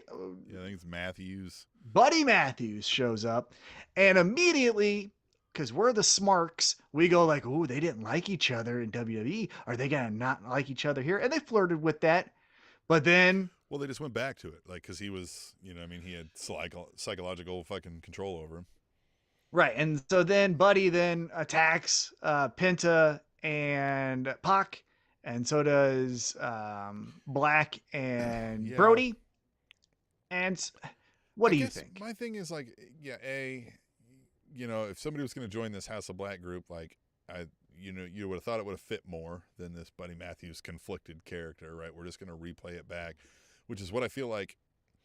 So I feel like, when he was Aleister Black, they were letting him start to do some of the character work he wanted. Then they let him go. And he was like, I want to keep doing this. So he came up with this, and he's still doing it. But I didn't think he had to run everything back, right? So now here comes Buddy, not Murphy, Matthews. And look, hey, looks like he's still taking that WWE diet and looks like $1 million. Looks like a young Triple H. But, man, there really was not much else to him. And when we tried, a little bit sketch, with Guerrero's daughter. Oh, when he's kissing a minor. Yeah. Yeah. So, I just don't know that I have a whole lot of high hopes for that guy. And again, as we've said, AEW signed a whole bunch of people. Well, now here's just another one to kind of float it. So, but the one thing that really stuck out to me before we move on is that, we talked about the Kings of the Black Throne. Sure. We don't fact check. They hadn't lost a match. And now, Penta and they beat him. And then they get attacked afterwards. And as I'm attacking him, Buddy Matthews comes out. Oh, no. Oh, it's a swerve. It's against him. The correct way to do that is Buddy Matthews comes out before the match is over, but then cheats them out. And the Kings of the Black Throne are still winning. They cheated to win with the swerve. Why did he wait to beat them up after they won the match? Buddy Matthews. You know what I mean? Yeah. Why didn't he help them win the match? Why is he helping them in the post beatdown where they didn't need help? He was about to stab his neck with a fucking shovel. Why did you stop that? That's true. I didn't Why think did you about stop that? Yeah. Why did you stop your leader from doing what he wanted? Why did you stop that? Right. So that part didn't make sense to me. That's where I was like, guys, did you really? You thought we could do this, and then we could do this, and we could do this, and we could do this, and you went, okay, start again. What are we doing? Right? You didn't do that part, right? You guys went, it's good, and nobody did a proofreading. Yeah, I agree. Here's my thing with Buddy Matthews is, just like I said earlier in the show, if I blindfolded you, Tim, and I gave you 5 people and they said, my name is Buddy. He's even got an accent, like I said on Cesaro. Yeah, no. Yeah. No. And here's the thing. I think Buddy Matthews looks like $1 million. And the IWC is excited because Kenny Omega said he would like to wrestle him. Right? That's the 2 things that's his calling card. Kenny Omega, the best wrestler in the world, wants to wrestle this guy. And, wouldn't you like to look like him? Right? Those are the 2 things. Everything else, what?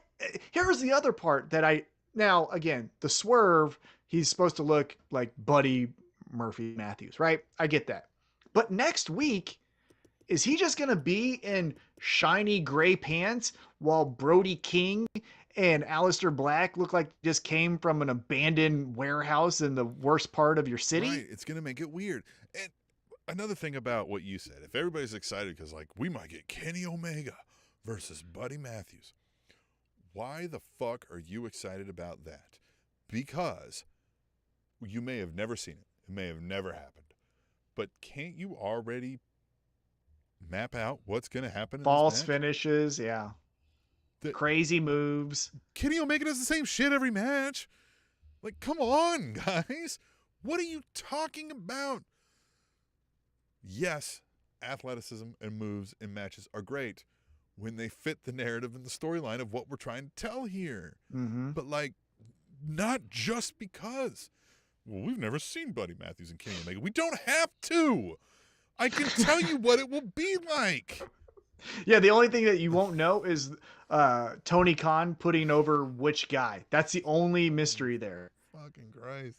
Now, like, it's the curly hair-a-thon dude. Right. Like, I don't now Kenny Omega can tell good stories, right? He was the heel in the Hangman. Right. He did the 69 Me Dawn with John Moxley and all that stuff. You know, he can do good stuff, but just because.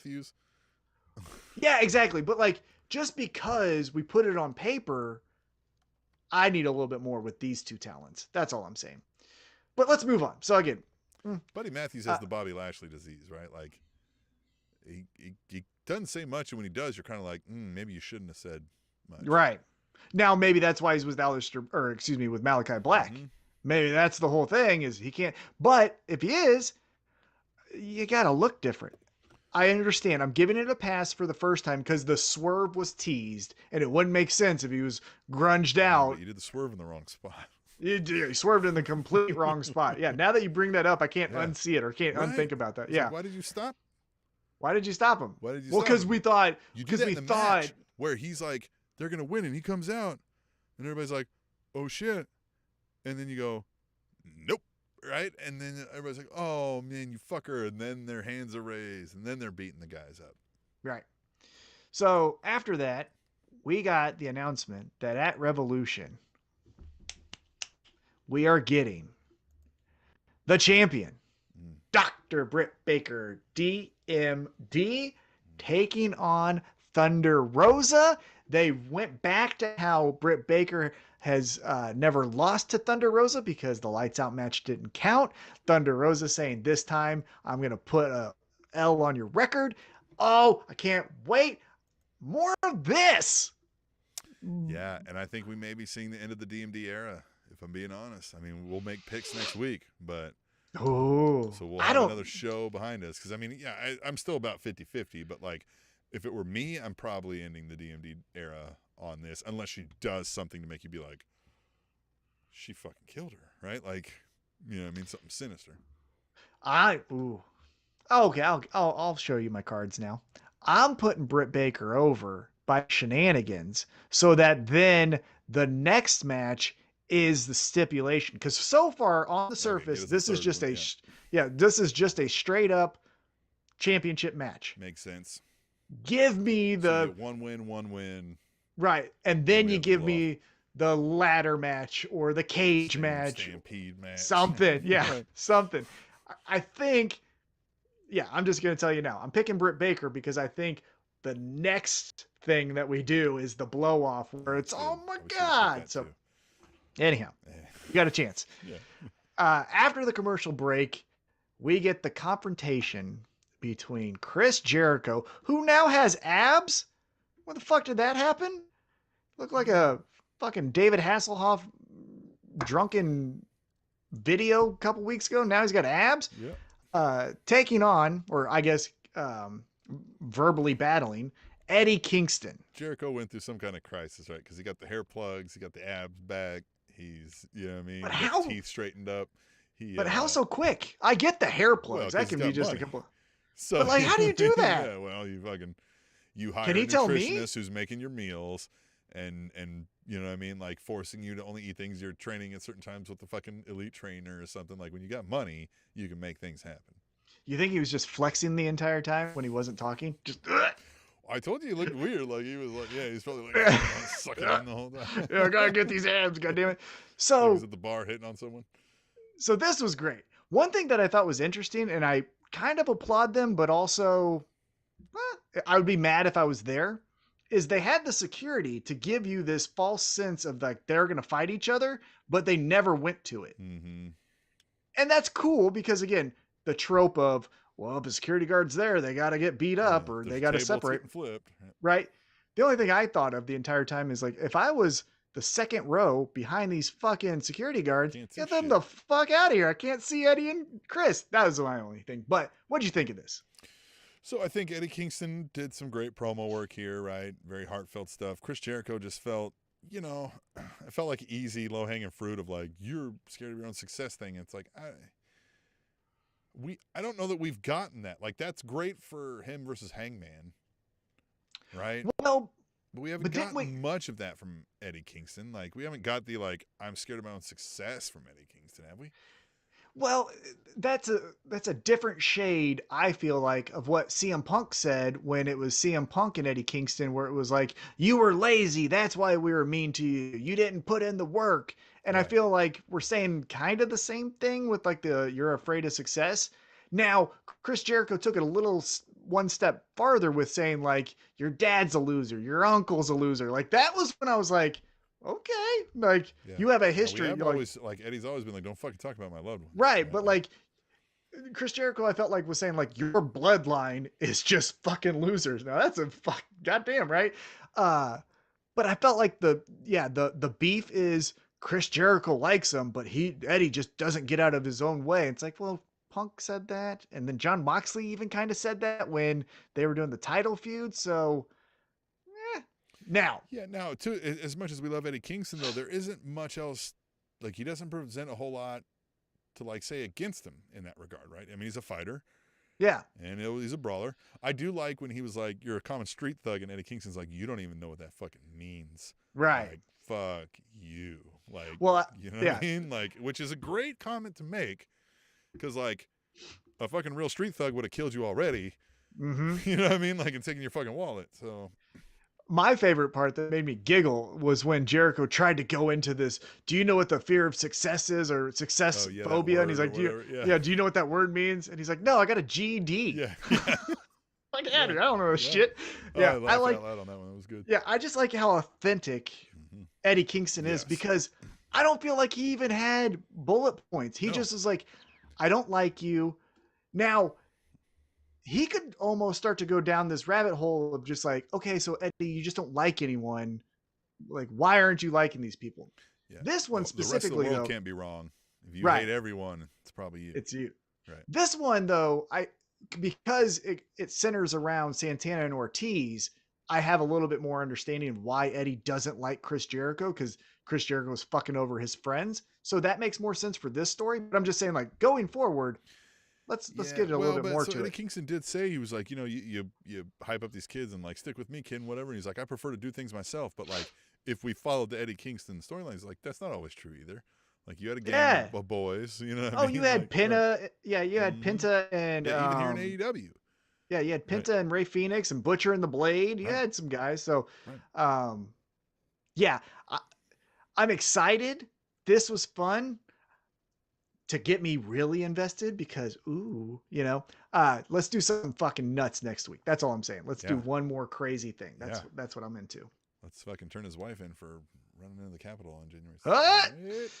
Hey, so then a group that says they have all the fucking money in the world, but every time they do a goddamn promo, it's on the stairs. Yeah. Like it's a fucking high school video. God damn it. Matt Hardy has a meeting with Andrade. And Andrade says he's going to win Why are they never? Yeah, I get that we want to get everyone in the shot, and like stairs is the easiest way to do it. Or a suite. Yeah, or a suite. Yeah, but where is the actual Hardy family office? Yeah, I don't know. So Andrade takes on Sammy Guevara this Friday night for the TNT Championship. And then I think it was announced, and again, I'm not fact checking here, but is it Andrade, Matt Hardy and Private Party taking on someone at Revolution? It was a 3-on-3. So it's Hardy, Yeah. Andrade, and one of Private Party Someone. versus who? I forget who else there. Yeah, I forget who it was because it was like Sammy Guevara, Darby Allin, and Sting. That's who it is. Yes. So it's Darby Allin, Sammy Guevara, Sting on Tornado one side. trios. Yeah. Look, guys, God damn it. I get it. That would be a fun match on Dynamite, but for Revolution, have your TNT champion defend his title. This is where Cody, if we go back to Cody, he's having a match against Anthony Ogogo, which is a nothing kind of promo or nothing kind of program. And Sammy Guevara, well, but I'm saying there's not a lot of substance to it. It's very like racism. Tom. I mean, credits him. That's why he's retired. He retired. He's not going to WWE. Yeah, what else is he going to do? He ended all of it. Homelessness on a wrestling promo. So right. Totally understand. Yeah. But this is where, if it was Cody in this spot, you get the triple threat of Darby Allin, Andrade, and Cody, right? So, like, just pull that. That's why the Sammy Guevara title reign isn't that interesting so far. This is where we get the reflective belt is on, and fuck it, Jeff Hardy comes out to be the third man. Because Sammy gets jumped or something? No, Jeff Hardy on with, like, he's going to replace one of them Private Party fucks. They're gonna... Oh, on the bad side. You think he's coming in as a heel? Well, we can't. No. Jeff Hardy. Yeah, look, he's Hardy Family Office. I know, again, remember what do you think the fucking family means? Well, no, I know that, but look, we don't understand the Hardys, right? We've always, what you doing right here? But there is something behind Jeff Hardy where universally nobody hates him. Yeah, no one hates him. So he's not coming in getting. No one's getting. Yeah, he's not getting boozed his first night. Tagging up with his partner in Andrade might get him some booze. Maybe. I want to boo it. Yeah. Yeah, so it's gonna be interesting, but that's man, it. what they're gonna take somebody out. The Hardy Family Office, they're gonna take one of the guys out. It's gonna be Sammy. Right? It's gonna be Sammy. They're gonna take Sammy out. Right? I think Sammy's even injured. Maybe. I think this. Maybe that's why he's not doing that. Take Sammy out. They're gonna be like, oh, if you can't find anybody, and Sting's gonna be like, you think I don't know people? Like, I got connections. Like, I know you're big money, Matt. I know you got connections, but I got some connections too, and you're connected to them as well. And then, right? Fucking thrusting, and like Matt Hardy's freaking out, and there we go. You know, AEW can be one of the most meta companies of all time, right? Mm-hmm. With just their self-awareness of IWC culture. If that happens, I feel like Sting has to acknowledge, hey, Jeff, are you sober? Because the last time I fucking had you in the ring, I had to pin your ass because you were too fucked up. Say, like, I got a guy who owes me a big favor. Right. So, yeah. And that's what we're alluding to. Like, I didn't end everything for him before. Yeah. So he owes me one, even though. Right. Right. And then there you go. Yeah. I think if they do that, that has to be addressed. But we'll see. Again, not the biggest fan of this match. It'll be fine. But Jeff Hardy, save that for your picks next week. Let's get back into the ring here. We get the Face of the Revolution qualifier where Ricky Starks took on 10. What'd you think of this? I thought the ending was weird. Like, 10, they've been building this guy up as like, oh shit, like we might get a 10 run here, and he's starting to use the 10 and stuff, and then just like a little whoopsie-doo and a fucking crossbody by Ricky Starks, and suddenly, Ricky Starks is winning. It wasn't like a schoolboy or anything. It was weird, right? It was like that knocked you out, really? Mm-hmm. So that one bothered me a little, albeit like the right choice in who wins that match and who goes on to the thing is Ricky Starks. You're wrong. Oh. Big, meaty, beefy men. Oh, we've got that. And we get that later. We get a little stare down coming down. But you have 10 Powerhouse Hobbs, Wardlow, and Keith Lee. Oh. Well, because you could even do this. Like, 10 gets in, and then there's still more spot. Ricky Starks is like, no, I'm getting in. He gets another match, and he loses it. And he get like, you know what I mean? Like, Ricky Starks tries really hard and never gets in. And then Taz is kind of like, bro. You know what I mean? Well, so 3 tries at it, dude. Like, so the pretty fucking storyline, the correct person won, because now we have two members of Team Taz. right. What happens when Powerhouse Hobbs Yeah. and Ricky Starks are both climbing the ladder? That's the more interesting story. But for my little heart, I wanted the big, beefy, meaty men wrestling in a match. Well, we've already got some big meaty men in that match. Well, but now we kind of know that Ricky Starks is going to bump for everyone, right? But if you put 10 in there, who's going to be the bumper? Who's going to be the one that takes all this shit? Keith Lee? I don't think so. Yeah. Like Powerhouse Hobbs? Probably not. That's where I was interested. I wanted all the biggest guys that they had. Put in Brian Cage and 10 and put in anyone else. This may be jumping around a little bit. We get that backstage segment with Ricky Starks coming up on Keith Lee and being like, oh, look, new territories, old faces, right? Like, how's it going? And talking shit. And then, like, a thing that never even crossed my mind yet because I hadn't seen it, but now I need it, was Powerhouse Hobbs and Keith Lee. Yeah. Like the fucking Powerhouse, like, stepping up and being like, Sucks looking at him like, you're a little bitch, right? And Keith Lee being like, oh, you ready to do this, my man? And I love, even Rick Stark's like, nah, we're going to go ahead and we're going to save this. We'll see you. God, it was great. I loved all of that, right? Yeah. So little was said, and it didn't need to be, right? The looks. Yeah.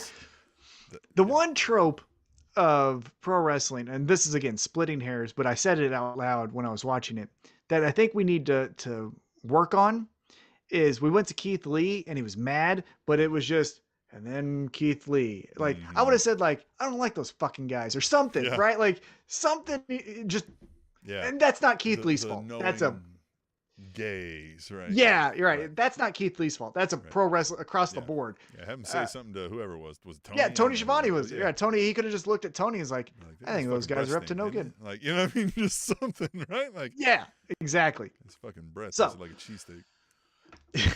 So, something. So backstage we get Red Wagon and the Bucks, and they get heated, and Adam Cole's like, get in line, be friends. Because next week, we're doing this shit again because we have round 2, and the Young Bucks are going to win that. So I predicted it, but I don't care about that. But again, the story is what will, and I'll say it correctly just so new listeners know what I'm saying here, Red Dragon and the Young Bucks, what will happen between them? And it's like, they should be focused on Jurassic Express because that's the champion. So here's why it falls flat a little bit for me is because, like, what will happen between them? They'll fight. Yeah, they have to fight. They'll fight, and like that's what they've been nearly fighting from the moment they stepped in the door. So like, okay, right? Like, of course they're gonna fight. They don't like each other. Well, yeah, and that's the thing too. It's not like, oh, wait a minute, we're best friends and now we're in a match together. We have powers exploding. Right. This isn't, brothers having to fight each other kind of thing. I haven't seen any lust in anybody's eyes. Ooh, brother. Anyhow, TBS championship match, which was great because it was on TBS. Jade Cargill taking on the Bunny. And did you catch, again, I hate to be a jerk here, but did you catch where Jade Cargill almost cost herself the championship? They did. What's the female's name? The ref? Oh, Aubrey Edwards. 1, 2, and Jade's supposed to kick out, and she goes, and then goes, oh, and fucking JR goes like, looks like someone's asleep at the wheel. It's like, goddamn, man. Like, keep that shit to yourself, because that's what made me notice. Because then I rewound and I was like, oh, Jade, you dummy, But what'd you think of the match? Yeah, I thought the match was fine. I like that they're. This is a streak, and she is, they're alluding to the Goldberg stuff with small. Who's next? Who's next? Who's left? She said. Yeah. But this isn't all squash matches for her, right? The Bunny was giving her a run for the money, right? And good, right? Because yes, she's a powerhouse, and yes, she can throw these little fucks around, but she's also new, right? So like you're discrediting somebody's experience if you just let the new person just throw them around like a sack of shit. So I like that. And man, the answer to the call of who's left, Ty Conti ready to box a bitch. Yeah. With some great television. She was like, I'm the one who's going to kick your ass. And like just gets up in her fucking face and is like, yeah, that is what I fucking said. You know what I mean? Like, oh, and she kissed her on the forehead. Oh, Right, Jade Cargill? Yeah, because she did the like you're too small, like the Mhm. NBA basketball, like when someone gets Oh. dunked on, then they look at him and say like you're too small. Kissing on the forehead, it's just like the you're my child kind so of good. diss there. Yeah, it was great. Instantly ready for that match without much said. So great. Simplicity, that's what it was, is because look, both girls I think are going to be amazing, but currently they're not moving the needle with their promos. So they didn't do 10 minutes like in MJF or whatever. They just kept it to like, who's next? Me. What? Fuck you. Fuck you. Well, and the thing with Ty Conti is, again, like not everybody knows the person's history, but we know, well, probably legitimately could beat the shit out of her. Well, you know what I mean? and again, if you don't know her background, Tay Conti at the last pay-per-view took on Britt Baker for the women's championship. So this is a legitimate contender for the secondary title, which is the TBS championship. So it's great. Now, but they've even alluded to it like martial arts background. Yes. Yeah. You know yeah. what I mean, like, actual fighter turned wrestler. Right.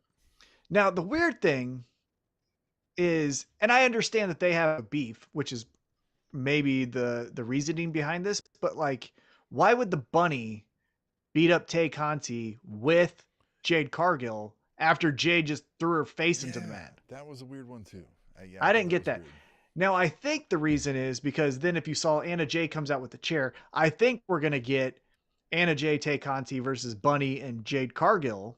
Okay, but still, Bunny just is fine with that. Like, oh, Jade, you gave me a concussion and broke my nose, but like, I'll tag with you. Well, the Bunny doesn't have to be fine with things because she's out of her mind. Right? That's true. Yeah, I guess so. So, all right. Then, again, we talked about the Keith Lee and Powerhouse Hobbs. So let's get right into the main event. Bryan Danielson, Daniel Garcia.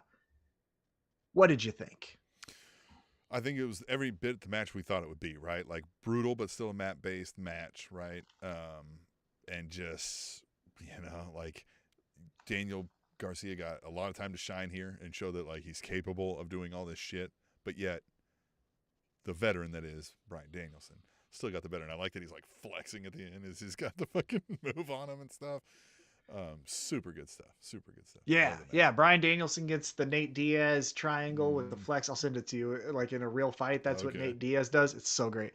But what I liked after is that Danielson gets on the mic. He's like, that's exactly what I wanted to see. And is like gassing up Daniel Garcia. It's like, hey, I beat you, so that's why I should be your mentor, but I like what you're doing. And then, as we mentioned earlier in this show, 2.0 is like, stop talking to our friend. And they jump him. And they beat him up. Yeah, fuck your life, bing bong, and then fucking hit him in the head and stuff. And so 2.0 jumps Bryan Danielson. Again, heels jumping a heel. Kind of liked it. Also, Daniel Garcia joins in this ass whipping. It wasn't like Daniel Garcia is this conflicted, like, what do I do? Kind of like how, bitch. Yeah, it's not like how in other stories of like, oh, I'm conflicted. It's, I'm fucking this guy, right? So who comes to save the day? Jon Moxley. Damn near which I kills like. Daniel Garcia with his fucking whatever he calls his move there. The Death Rider, I think, or the Paradigm Shift. That's what he calls Paradigm Shift, yep. It's a Death Rider, I think, in GCW. What I like about this is its continuity. Because the last time we saw Jon Moxley before he left for rehab, it was him and Eddie Kingston beating the shit out of 2.0 and Daniel Garcia. So, like, it makes sense why he would make the save for Bryan Danielson, because he doesn't like 2.0 and Daniel Garcia. Now, we get a quick little promo at the end, and it's simple, and it's like, yeah, okay, you can't be with me if you don't bleed? Well, then we'll get the match, but realize I don't have to bleed. Mm-hmm. Yeah. Well, let me say, like, I don't need one of these to make a man bleed. Yeah. So great. Yeah, I like that because it's it made me think that Bryan Danielson is telling Jon Moxley, like, oh, we are not going to be in an instant classic. You are going to get fucked up, and then let's team up. Right, yeah. You know what I mean? Like, I get what you're saying. Like, you're a lone wolf, and you don't want to work with somebody, but you do want to work with me now. I got through to you. However, you still need to flex and show that, like, you're the top guy allowing this to go on, and I'll just show you that you're wrong, and then we can move on. Right, exactly. Yeah, just a matter of fact. Like, right? It's fine. Yeah, it's fine. I will beat your ass real quick so that you understand that, like, we don't have to do this anymore. We won't have these power struggles anymore. You'll understand them better, and you'll let me lead the way, and I'll show you greatness. I think that's a great angle to take because it's not the, it almost reminded me, again, not to the same level, but where Hogan and Rock did their stare down before WrestleMania. And Hogan was like, oh, like, I'll fight you, but like, do you know who you are? And you know who I am? Yeah. It felt a little bit like that where Bryan Danielson, now he wants to work with Jon Moxley, but he's saying like, okay, if you want to bleed, it's you that's doing it, not me. So, all right. Have fun. Thought it was great. Right? Yeah. No, it was great. I'm super excited for that. So that is our AEW Dynamite recap. And again, MJF, Eddie Kingston, Chris Jericho, Hangman Adam Page, got some good in-ring action. Bryan Danielson, Daniel Garcia, Jade Cargill still flexing on them bitches, kissing ladies on the forehead to show that she ain't even worried about them. All around, great show. What was the other than the MJF is what I think you're going to say, but what else is a lasting memory from this episode? Oh,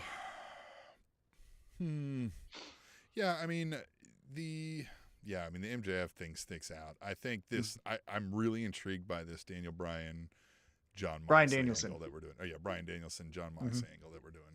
Really excited for this. Yep. Yeah, and Revolution just keeps getting more stacked. We've had the tag teams of guys who like didn't necessarily like each other, right? The Bar, but knew they could get ahead. But we've never seen it where like we don't like each other, but they're not like we don't like each other, but let's team up and go get a title. It's like we don't like each other, but let's like show these fucking kids how to kill people. Like let's do that. Okay. Well, we have it's like we have an understanding of a philosophy, and we are the last of a dying breed. So let's get that next generation in the same space, but let's show people how it's done. Exactly. Yeah, I like that. And yeah, Revolution just has me pumped because even the ladder match has now some story into it. Again, I wanted the big, meaty, beefy men, but like two members of Team Taz. What happens there, right? Like, I'm interested more in that. So all around great episode. And hey, buddy, we got a buddy now. Buddy guy is here. Yeah, everyone's favorite buddy. Buddy. Yeah, there it is. Buddy. All right. Yeah. What else you got? Tune into us next week because we're going to make some Revolution picks. We want you to do that using hashtag tweet the table. Go on Twitter and give us your picks and chat with us next week when we come back with another episode of The Spanish Announce Table. The Spanish Announce Table.